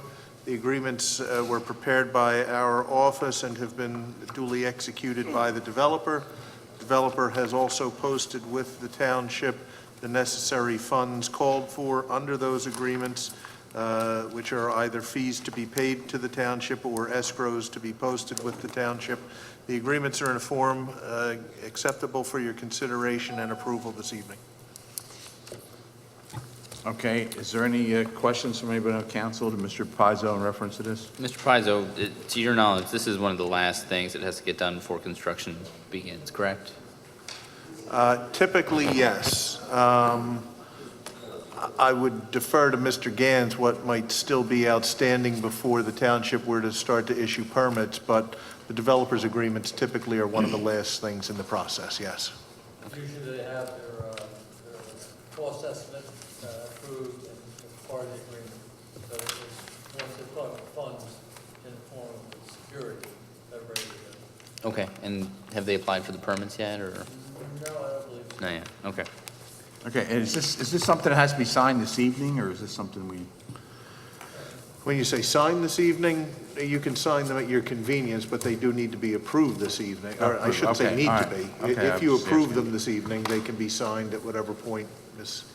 McBreen catches up with the Okay, that's what I was asking. signatories. I want to know to instruct people to stay, or you have them here, right? Yeah, it's just you and Joe. Okay, me and Joe, okay, that's what I was asking. I have one question, President. Okay?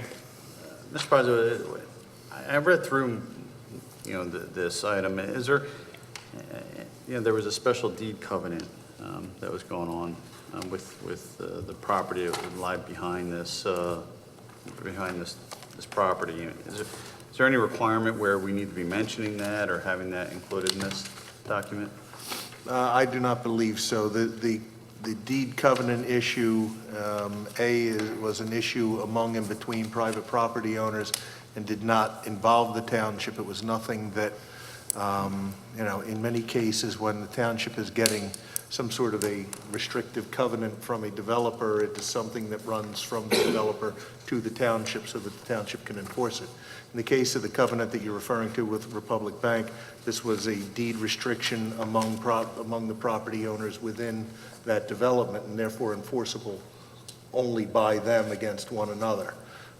It's also my understanding from counsel for the developer that they underwent some efforts to contact the various property owners affected by that deed restriction and were able to get a sufficient number of them to agree to have that deed restriction lifted so that the property could be used for the intended purpose. Okay, thanks for clarifying. Sure. Okay. All right, no other questions. Does anybody want to make a motion that we approve the signing of the land development and the stormwater best management practices? I'll make a motion that we approve as presented. I'll second it.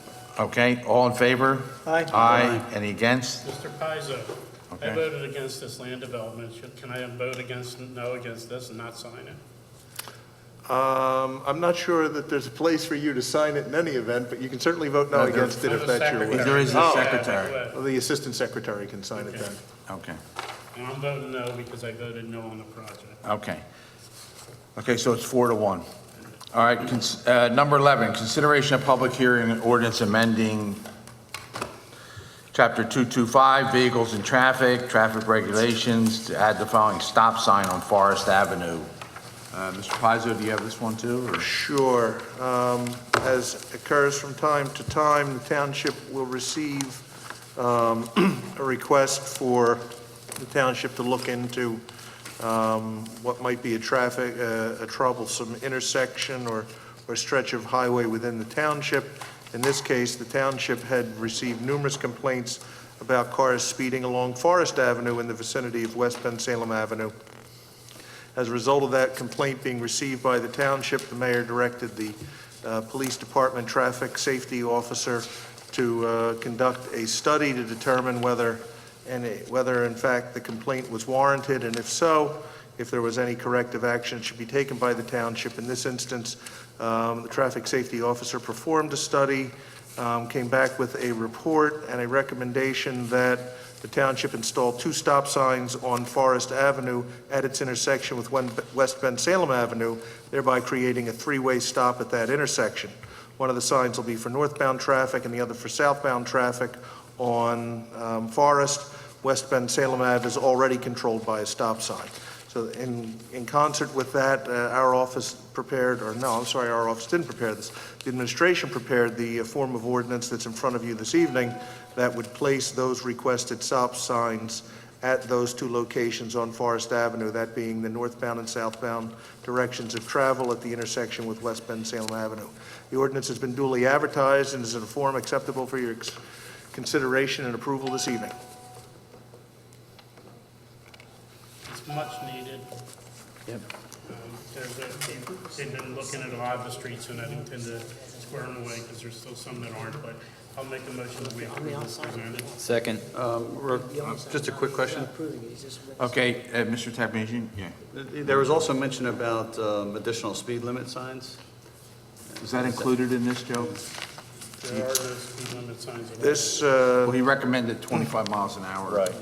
In this case, all that's in front of you at this point are The stop signs. the stop signs. Okay, so we can find out, Joe, on page 2, it does say, I was just reading it myself, this officer does recommend installation of a few 25-mile-an-hour speed signs on Forest Avenue to remind drivers of the residential speed limit. So we check with the administration whether that's something that can be done? Certainly. Yeah. Thank you. Okay. I'd rather see it 15. People do 25 and then they're doing 40. Agreed. It still needs to be posted, though. Yeah, it need to be posted so people know. It Because may- Forest Avenue is a It strict. may simply be that ultimately the consideration was that the installation of the stop signs would create Slow people down a sufficient, little you know. they Yeah, but wouldn't it be able to is a get- big- Wouldn't be able to get up that and maintain that sort of a speed. They'd have to come to a stop. But It's a big again, we'll strip. find out what ultimately whether that's Okay, still so then there something was that- a first by Mr. Sloan, right? And then a second by Mr. Takmajian, is that correct? No. Because somebody's watching. Who ma- Look out did I- the window. Larry, I didn't say. Larry, I I didn't think. say. Joe, you made the second? Yeah, I'm sorry. I made the second. You I made made the the, motion. oh, you made the motion and Sloan made the second? Yes. Okay. I think it was something. All right, so Mr. Plary made the motion and Sloan seconded it? Yeah. You got that correct? Okay. and Okay, all in favor? Well, before you call, I have a question on that, or I guess it's a comment. If they're not changing the speed limit, Well, they weren't changing the speed limit. He thought it should be posted. if they're not changing the speed limit, we don't have to vote on them putting signs up. They can. Right, that should be something that just Public Works. It was can just go a follow-up, though. Yeah, exactly. I'm Right. saying they They can do it They without can do our it, vote. exactly. Right, it won't require any action. Exactly right. Yeah, they just put them up, yeah. Just Okay. asking whether they're doing that. Okay, so as far as the stop sign on Forest Avenue, we have a first and we have a second. All in favor? Aye. Aye. Any against? Okay, so that's done. Okay, number 12, the last one. I think this is going to be an easy one, by the way, I think. No, there isn't. Yeah, Jim. Consideration of escrow releases for Morelli Land Development, release number 2. Mr. Gantz, you have this? Yes, that would be in the amount of $21,404.14, which would close out this project. There are no public improvements to be dedicated, therefore no 18-month improvement guarantee is required. Subject, of course, to audit by the Finance Department. Okay. This is the traffic. Okay, is there any questions from council in reference to this? Okay, is there I'll a, make a motion, we approve as presented. I'll second it. okay. Mr. Polari, Mr. Takmajian? Okay, all in favor? Aye. Aye. Any against? Nope. Okay, that was easy. I'm psychic. Okay, so, Psycho. do we have any more public comment? Public comment? Seeing no one come forward, we'll close out public comment. Is there any other business, Mr. Gantz? Nothing, sir? You have anything? Mr. Pizzo, or? Oh, you want public comment? Yeah, come on up, sir. I didn't see a notion.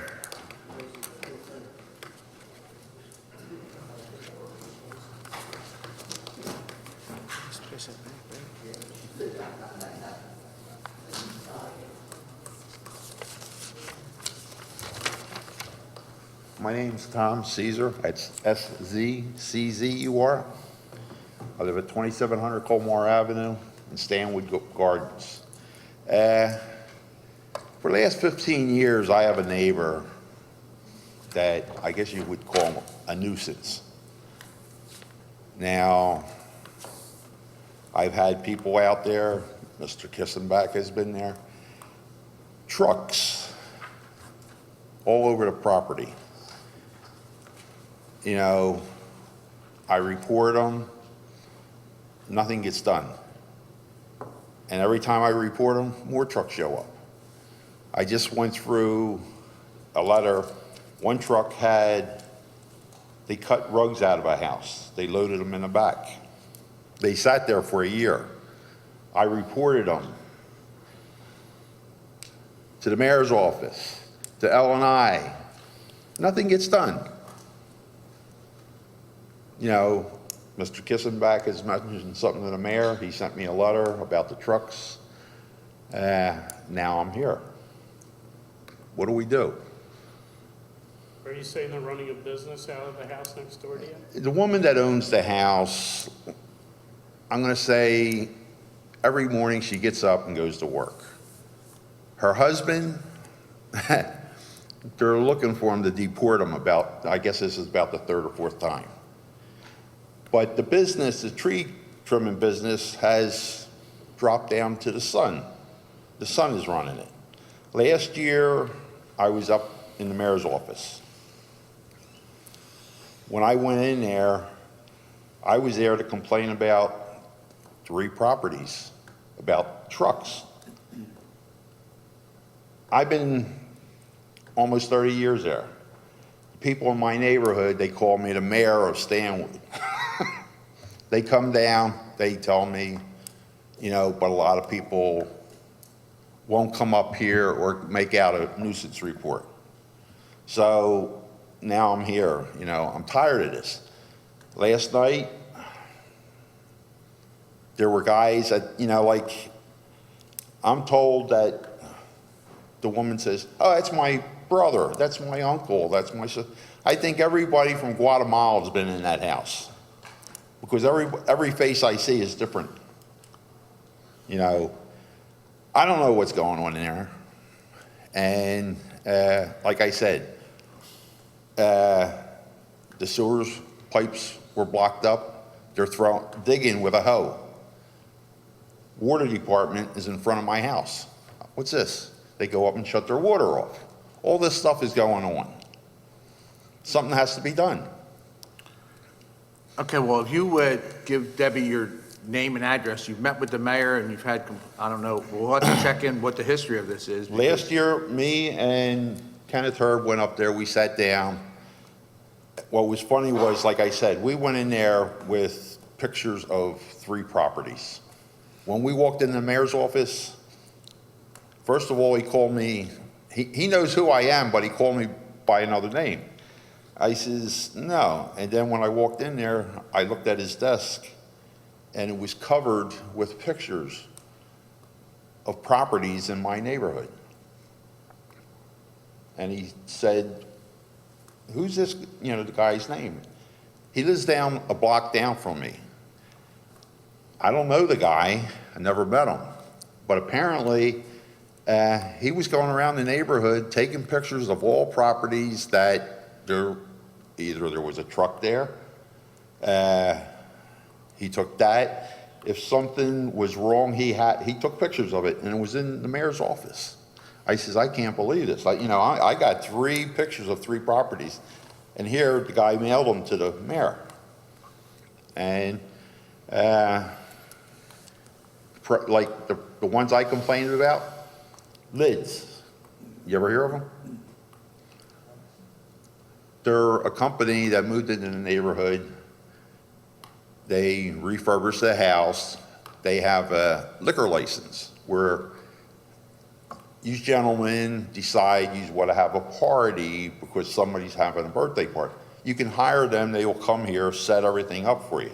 Well, they started getting bigger and bigger, where they put tents up and everything in your backyard. 4 new trucks, large trucks in the neighborhood. I took pictures of them, gave them to the mayor. They were told to get them out of there. They disappeared, and the last couple months, they're sneaking back. They're back in the driveway. we have, on Salem, there's a guy has ice cream trucks. You know, we're told there's nothing wrong with it. They're allowed to have it. During the day where I live, a truck will go out, an hour later a truck will come in. Truck will go out, come in. I've been down there by the house. They back in the driveway, back door's open. They're tossing boxes of ice cream out of the garages. Here's a house, has 2 garages, one on either end, 2 driveways. How's that happen? When I built my garage, hey, I couldn't do this, I couldn't do that. I was born in this country, I know the rules in this country, and I abide by them. But today, there's houses that people have moved in. I should have reported them, but I didn't. But all they're having is problems, problems, problems. And they're asking me how to fix it. That's the worst part. Didn't you extend these problems to building and planning, and isn't Christy Savage working on these? Is that correct, or am I? I believe she is. You know, like I said, when the truck with the rugs in it, it disappeared. But the trash that was in it was thrown on the front lawn. It was a big pile of rugs. From what I understand, she came down to look at the rugs, trash on the lawn. And then she said she went around the back of the house. 2 guys were digging up the ground because the sewer pipe was clogged up. I literally got sick from the sewer waste. I was trimming up my tree and I get this whiff of, you know, where's this coming from? Here I look around my shed, here it's 2 guys, you know, a hoe and a post hole digger. It doesn't seem right to be digging up a sewer pipe. And I called the mayor's office. They shipped me over to L&I again. They gave me Christine, and she said, I was surprised. She said she went to the house. And she said to me, she says, you know the door on the right side of the house? I says, yeah. I knocked on it, and they told me they're renting. They're paying rent. She can't do nothing to them. But the owner, the woman, lives on the other side of the house. You know, I believe if you own a house, you can't rent. Are you mainly complaining about your neighbors next door? This is the neighbor next door. Okay, so if you can give the address to Debbie, okay, give your name and address, then we'll get an update for you from L&I. Apparently they've been doing something, maybe not fast enough, but they're dealing with this and trying to get a resolution. So, I mean, you know, you said Chrissy was out there a couple times already, so we'll get it, You know, see what's going on and see what we have to do to get this straightened out. there's one question I would ask you. Are you allowed to park your car on your grass? That's an administrative thing with the building and planning. It's Well, not something that. Well, let's put it this way. People park cars on their Hold lawn, it. they park their boats on their lawn. Hold it. If you're having a barbecue and you're having your relatives over, and you tell your son or something, when your aunt and uncle come over, have them park on the grass. Don't let them park down the street, because by the end of the day, they're going to be gone.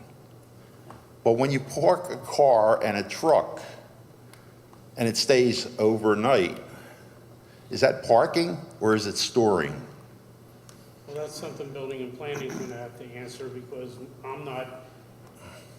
that's not my bailiwick, it's not my job, it's an administrative job. They have to set, and this is another thing we can check into, because you can't run a business out of a house unless you have a business license. And if you need to run a business out of the house, in most cases, you had to go to zoning and get zoning relief to allow you to run that business out of that house. And if they're not licensed to do it, and they're running the ice cream place out of their house. That's different people. I understand, but I'm just saying, they're all different type of thing. If they're the carpet people are storing, they're cutting carpet and storing it on their property. Is it being used as a business? These are something, each one is a different Yeah, thing, they're doing a whole different thing. They're renting out, they're the carpet problem, to tell you the truth, the house floods out. And some of the neighbors in the years past, they would come down and say, every week they got a carpet guy in there, sucking the water out of the rug. And the people say, what's going on? I says, you can't figure out what's going on? Look at the side of the house. Figure out where the floor is and where the ground is. The ground is higher than the floor in the house. It seeps in, the rugs get wet, so then they rip them out, they put new rugs in. And then they rent out that section of the house. These are the things that's going on. And I believe it should be reported. Well, if you give Debbie your information, give us the addresses of each one of the houses and what you feel is going on there, and then we can get an answer back from building and planning as to what's going on. You're asking us questions about something that is not part of what we do. It's a separation of governmental body and administrative bodies. The things you're saying about administrative, we wouldn't know because it's not the job that we do. So we understand what you're saying. Let's give them the opportunity to come back to us and tell us what the problems are and what they're doing to take care of. We can't make those decisions with this board. It's not our decisions to make. So if you give them the information, we can check with building and planning and find out what they're doing. Is there issues? What are they doing about it? What are the problems? And if there's places that are running businesses out of their houses and they're not zoned for it, then they need to check on that too. Everything you're talking about, I understand 100%. Okay. The problem is they're doing it. And every time I say something to Chrissy and the people in that house and everybody that does something wrong, they go to work at 6 o'clock in the morning. Chrissy starts at 8. Chrissy ends the day at 4:30, unless there's something extra. The people that do this after 4:30, they're down at the bar, down at their thing. They come back at 6, 7 o'clock at night. So nobody sees anything. If I see somebody doing something wrong, call the cop, they never show up. It's... Again, if you want to give us the addresses, the problems Right. you have problems with, we can look into it. You're telling us all about this. There's nothing we can do about it except follow up, find out what's going on, and see if there's fixes to those. We're not the ones that make those decisions or do that. That's administrative, separations between the administrative and the governmental body. What I'm saying is this is going over 15 years they've been there. Well, they got to do a department head down there, Ken Farrell. It can be taken up with Ken and find out what's going on. And if it's something that's got to be, we need to do something else with, we can do that. But we can't make that decision here at this board or have any idea what you're even talking about because it's not this board. So give Debbie the information, let us look into it, and then we can find out what's going on, and then we can better see what's going on with your issues. I understand it. All right, thank you. Okay, well, thanks for coming out.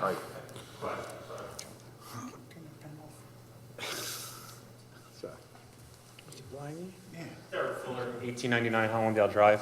Just have a question for council. I know we appointed a director of public works tonight. Did council see the other resumes of people that applied? Or did you guys just take the mayor's word on who was interviewed and competent for the position? Because it appears that we hired a facilities manager, an operations manager that ran a mall that has no PennDOT experience, no drainage experience. He'd be great to run this building, a building director, but for a director of a public works dealing with union personnel, crews, road crews, he's good at snow. But did anyone see that? Or did we just take word that he hired the best person for the position? Well, he gave us his resume, okay, so it is up to the administration to hire, to interview and hire. We don't interview individual employees for.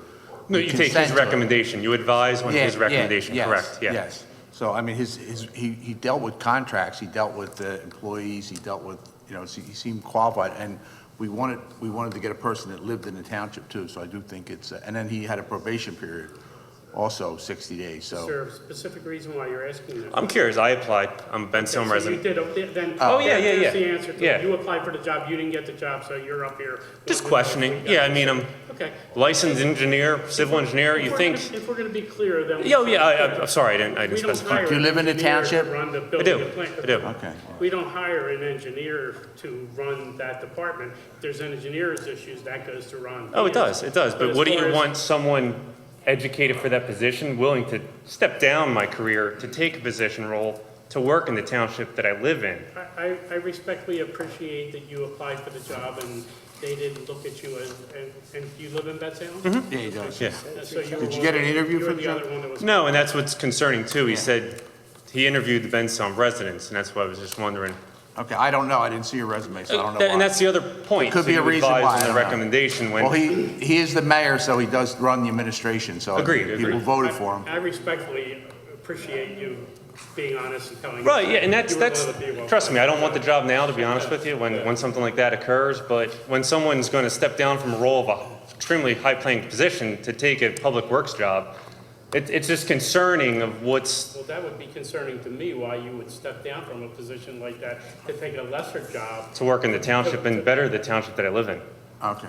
But what do you do now for a living? I'm a civil engineer for a highly big construction firm, we do a lot of work. Okay, so, and you're talking about qualifications and saying that this guy didn't, I didn't see a resume. But what Right, are and the that- qualifications? correct. What are the qualifications that would better, you would better fit the job? I'm just saying, I'm not saying that at all. He could be highly qualified, but he's a facilities manager.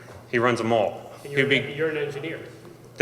I work for a highly big construction company. We Just do. saying. Yeah, right. You understand what I'm saying? So it's really, it's up to the mayor's department heads to review the Agreed. applications, meet with the people that they want to meet with, that they feel would be qualified for the job, and then pick the person from there. Again, it's our job to give advice and consent to what the mayoral job is. As far as what was done with the interviewing, we don't do the interviewing of that. Just a question, if you saw everyone, or did you just take his word on it? That's all. Yeah. Okay, well, I'm sorry it didn't work out. Okay? So you take his word on it? No, we're advice and consent. He's Yeah. giving us the person, and we gave our Okay. consent. No, to we what- do not review the resumes of all the applicants. That's all I need to hear. Yeah, Thank you. okay. And it's not Thank part of you. what we have to do. We No, take understood. advice I and agree. consent. Understood. Okay, thank you. Okay, is there anybody else? Okay.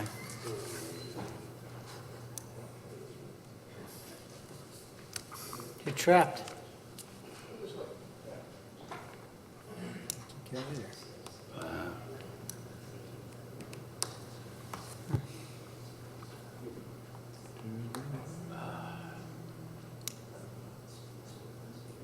Kenneth Herb. I live at 2716 Garden Lane, Bensalem. Good evening, gentlemen, ladies. Back again. I was here about a year ago, or maybe less, I don't know. My neighbor, well, it's not just one neighbor in the neighborhood. I know you guys we have to go see planning and ICE, L&I and all those people to take care of this problem. But it's just not one person in this Bensalem area. People are moving in and they're opening up businesses out of their place. Oversized trucks that have names on them in a non-commercial neighborhood, a residential neighborhood, which mine was. Now it is trash. I got a guy that sells ice cream. I got a guy that does tree trimming. I got a guy who fixes cars and does the paint work in his garage. I got another guy that does mechanical work on cars. I got the lid truck up the street. Now I got someone up the street who moved in. He's a contractor for excavating houses, whatever, I don't know, he's got his truck there with name on the side of the truck. This is supposed to be a residential neighborhood. But like I said, it's just not my neighborhood, it's the whole Bensalem. People are taking advantage of residential areas and moving in and making it commercial, they're trying to. And the people are afraid to speak up. I came here about a year ago and I was saying something about it. The only thing is, these people know they do things that they want to do, not what the township allows them to do. and nobody says anything. Well, I myself, I'm getting tired of looking at ice cream trucks across the street from me. I'm getting tired of people doing things in the neighborhood, and they're getting away with it. These people don't care about you because they'll move right next door to you and do the same darn thing. It's a shame, really, because you bought your homes, you're living there with your family, and all of a sudden somebody moves in and they're throwing trash on the lawns. They don't give a darn about how you survive. All right, like I complain about the house that the ice cream people are living in now. They're probably nice people, but they got 2 garages. You name me a place around here that has 2 garages he has a business out of one. He's got freezers in one. He plugs in his freezers at nighttime. Electrical cords going out to his trucks. It shouldn't be. For one thing, it shouldn't be is they allow these trucks to sit there. We have an ordinance, township ordinance, saying that no commercial vehicles in a residential neighborhood. Mr. Nikita, that was in charge of L&I, we sat in his office and we told him the problem. He talked to the guy. I never talked to the guy yet. I'll probably blow up in front of him.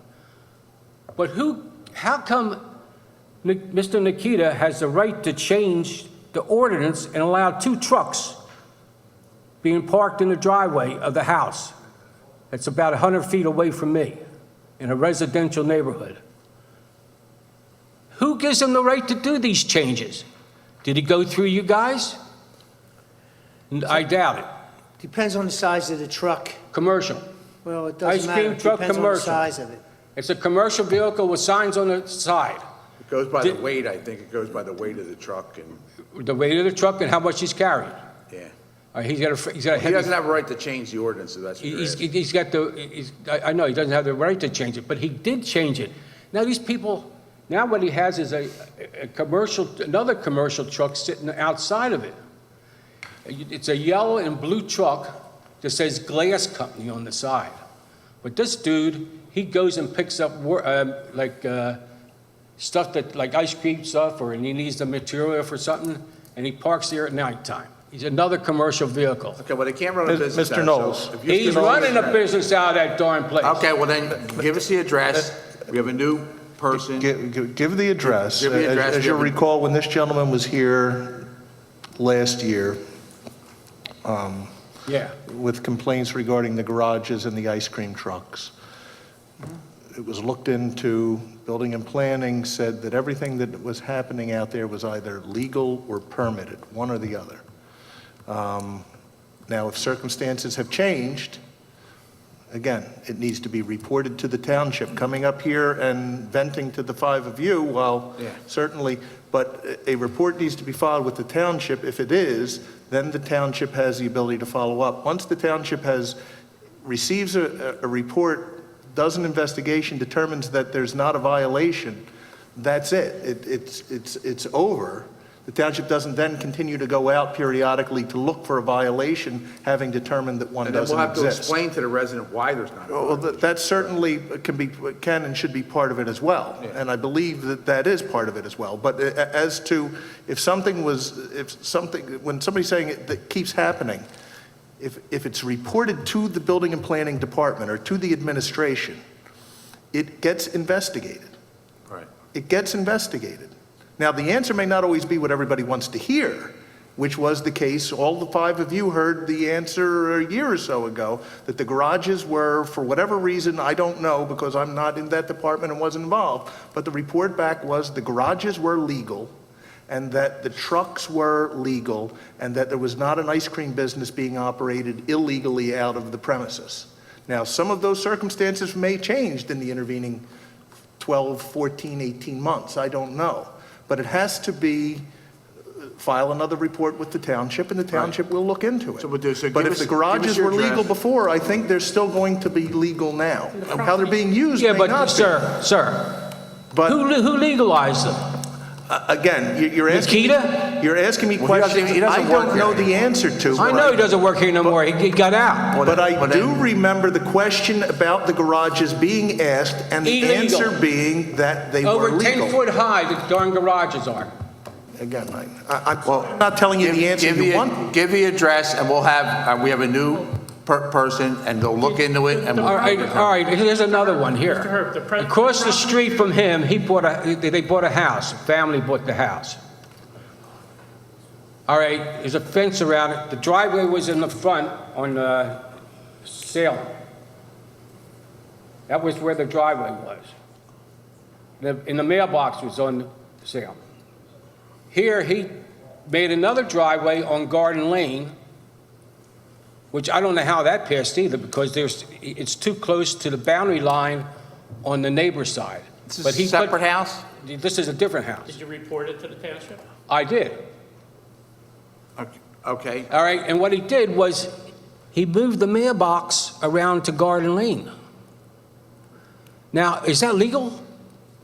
If you want to give the addresses to... I mean, these people are changing things to suit themselves. Give the address to, for both I properties. am ticked off, I tell you the truth. And a lot of these properties you're talking about is same properties. Same properties, right. Right, so... This is a neighborhood problem. Right. But it's just not a neighborhood problem. This is a Bensalem problem. No, it's a United States problem. It's happening in Philadelphia, it happens in Warminster, it happens in Lower Southampton, it happens everywhere. So it's not just Bensalem. And the It thing is, happens if one everywhere. person found out they'd get fined for it, then the other people will stop. Are you going to give us the opportunity to look into it and find out what the Yes, sir. issues are? Yes, sir. So if you Give Debbie Debbie the both addresses, addresses, we and can we'll look into it. And if the answer is different, we'll have someone explain to you why it's legal. If it is legal, I don't know.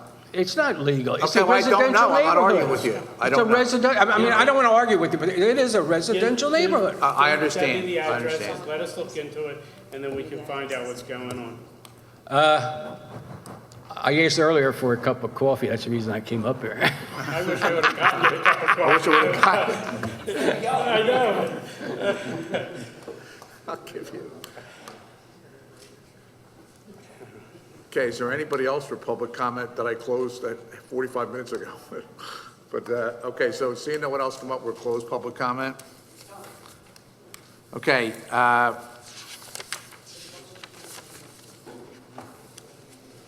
All right, any other business, Ron?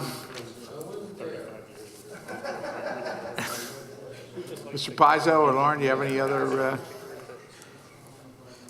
Mr. Sloan, do you have any other new business? Nothing, thank you.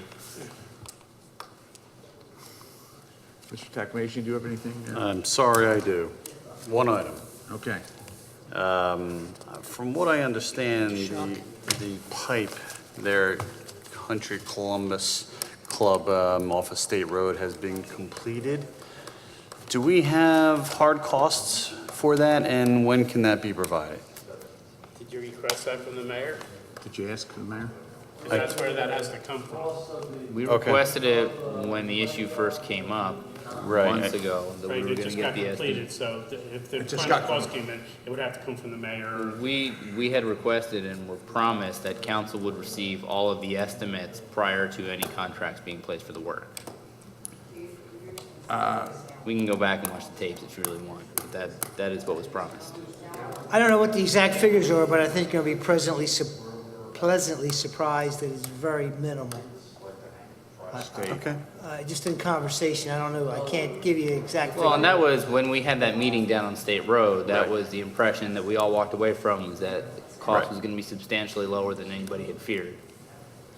Well, they budgeted $2 million, so then it was. No, the first- that was first not figure I budgeted. heard. That was not budgeted. Okay, well. Let's be first- clear. The budget line item was specific for just State Road, right? And we addressed that during the budget meeting. It wasn't specific to replacing a pipe. It was, certainly was. It certainly was was. not. It was, absolutely. Even know It what the issue absolutely was not. was, There was- because that was the first thing we talked about, There- and that was the cheapest way to approach it, and the best way to approach There- it, because it would resolve at least 50% of the problem, as opposed to addressing the whole problem itself. And that was supposed to be, as Jesse was saying, supposed to go and get an estimate on doing it, and I think what happened was, it was a matter of moving it along and moving the project along, and PennDOT came out and decided they're going to do the work for us, and Columbus Country Club decided they're going to donate the land to and allow us to put it on there, and they basically went ahead and did the project, and now we're going to reimburse the country club for the cost of the project itself, which is going to be very minimal. So But it no definitely estimate? positively was part of I put the motion on the floor, and I know what I was talking about, and that's what it was for, Ed. Mr. Kisselback, Go ahead. was the work done without any estimates? And we had been, I'm just trying to understand what happened and where the breakdown in communication You put it on was. the record, okay? But the person you need to get that information from isn't here right now. We can't give you that information because we don't work in that department. So you put it on the record that you want the information for it. So now the mayor's gonna have to supply you with that information. Fine, I'll follow up with an email. I'll put the request in. Yeah, put the request in, 'cause I asked about the cost too. Okay. Just asked about it. All right, thank you. All right. I don't recall that I don't recall the statement. But to say, ask us for the answers, it's like, come on. I don't recall the statement that we get an estimate before we do any work. You go back into the tapes. I don't recall that promise being made. But it got resolved, and it did a good job down there, so we'll find out how much it cost. Okay, is there anything else that one? No, that was it. Mr. Blair, do you have anything else? He has nothing to say. The Flyers are not playing. The Flyers aren't playing, the Phillies aren't playing. That's right. Nothing for me, Joseph. Okay, that's it? That's it. I'll be on vacation, so I won't be at the next meeting July 22nd. All right, so I'll be in New Orleans. All right, so, but everybody enjoy the rest of the summer, and hopefully I'll be back for our August 12th. Make a motion, we adjourn. Make a motion, we adjourn. Second.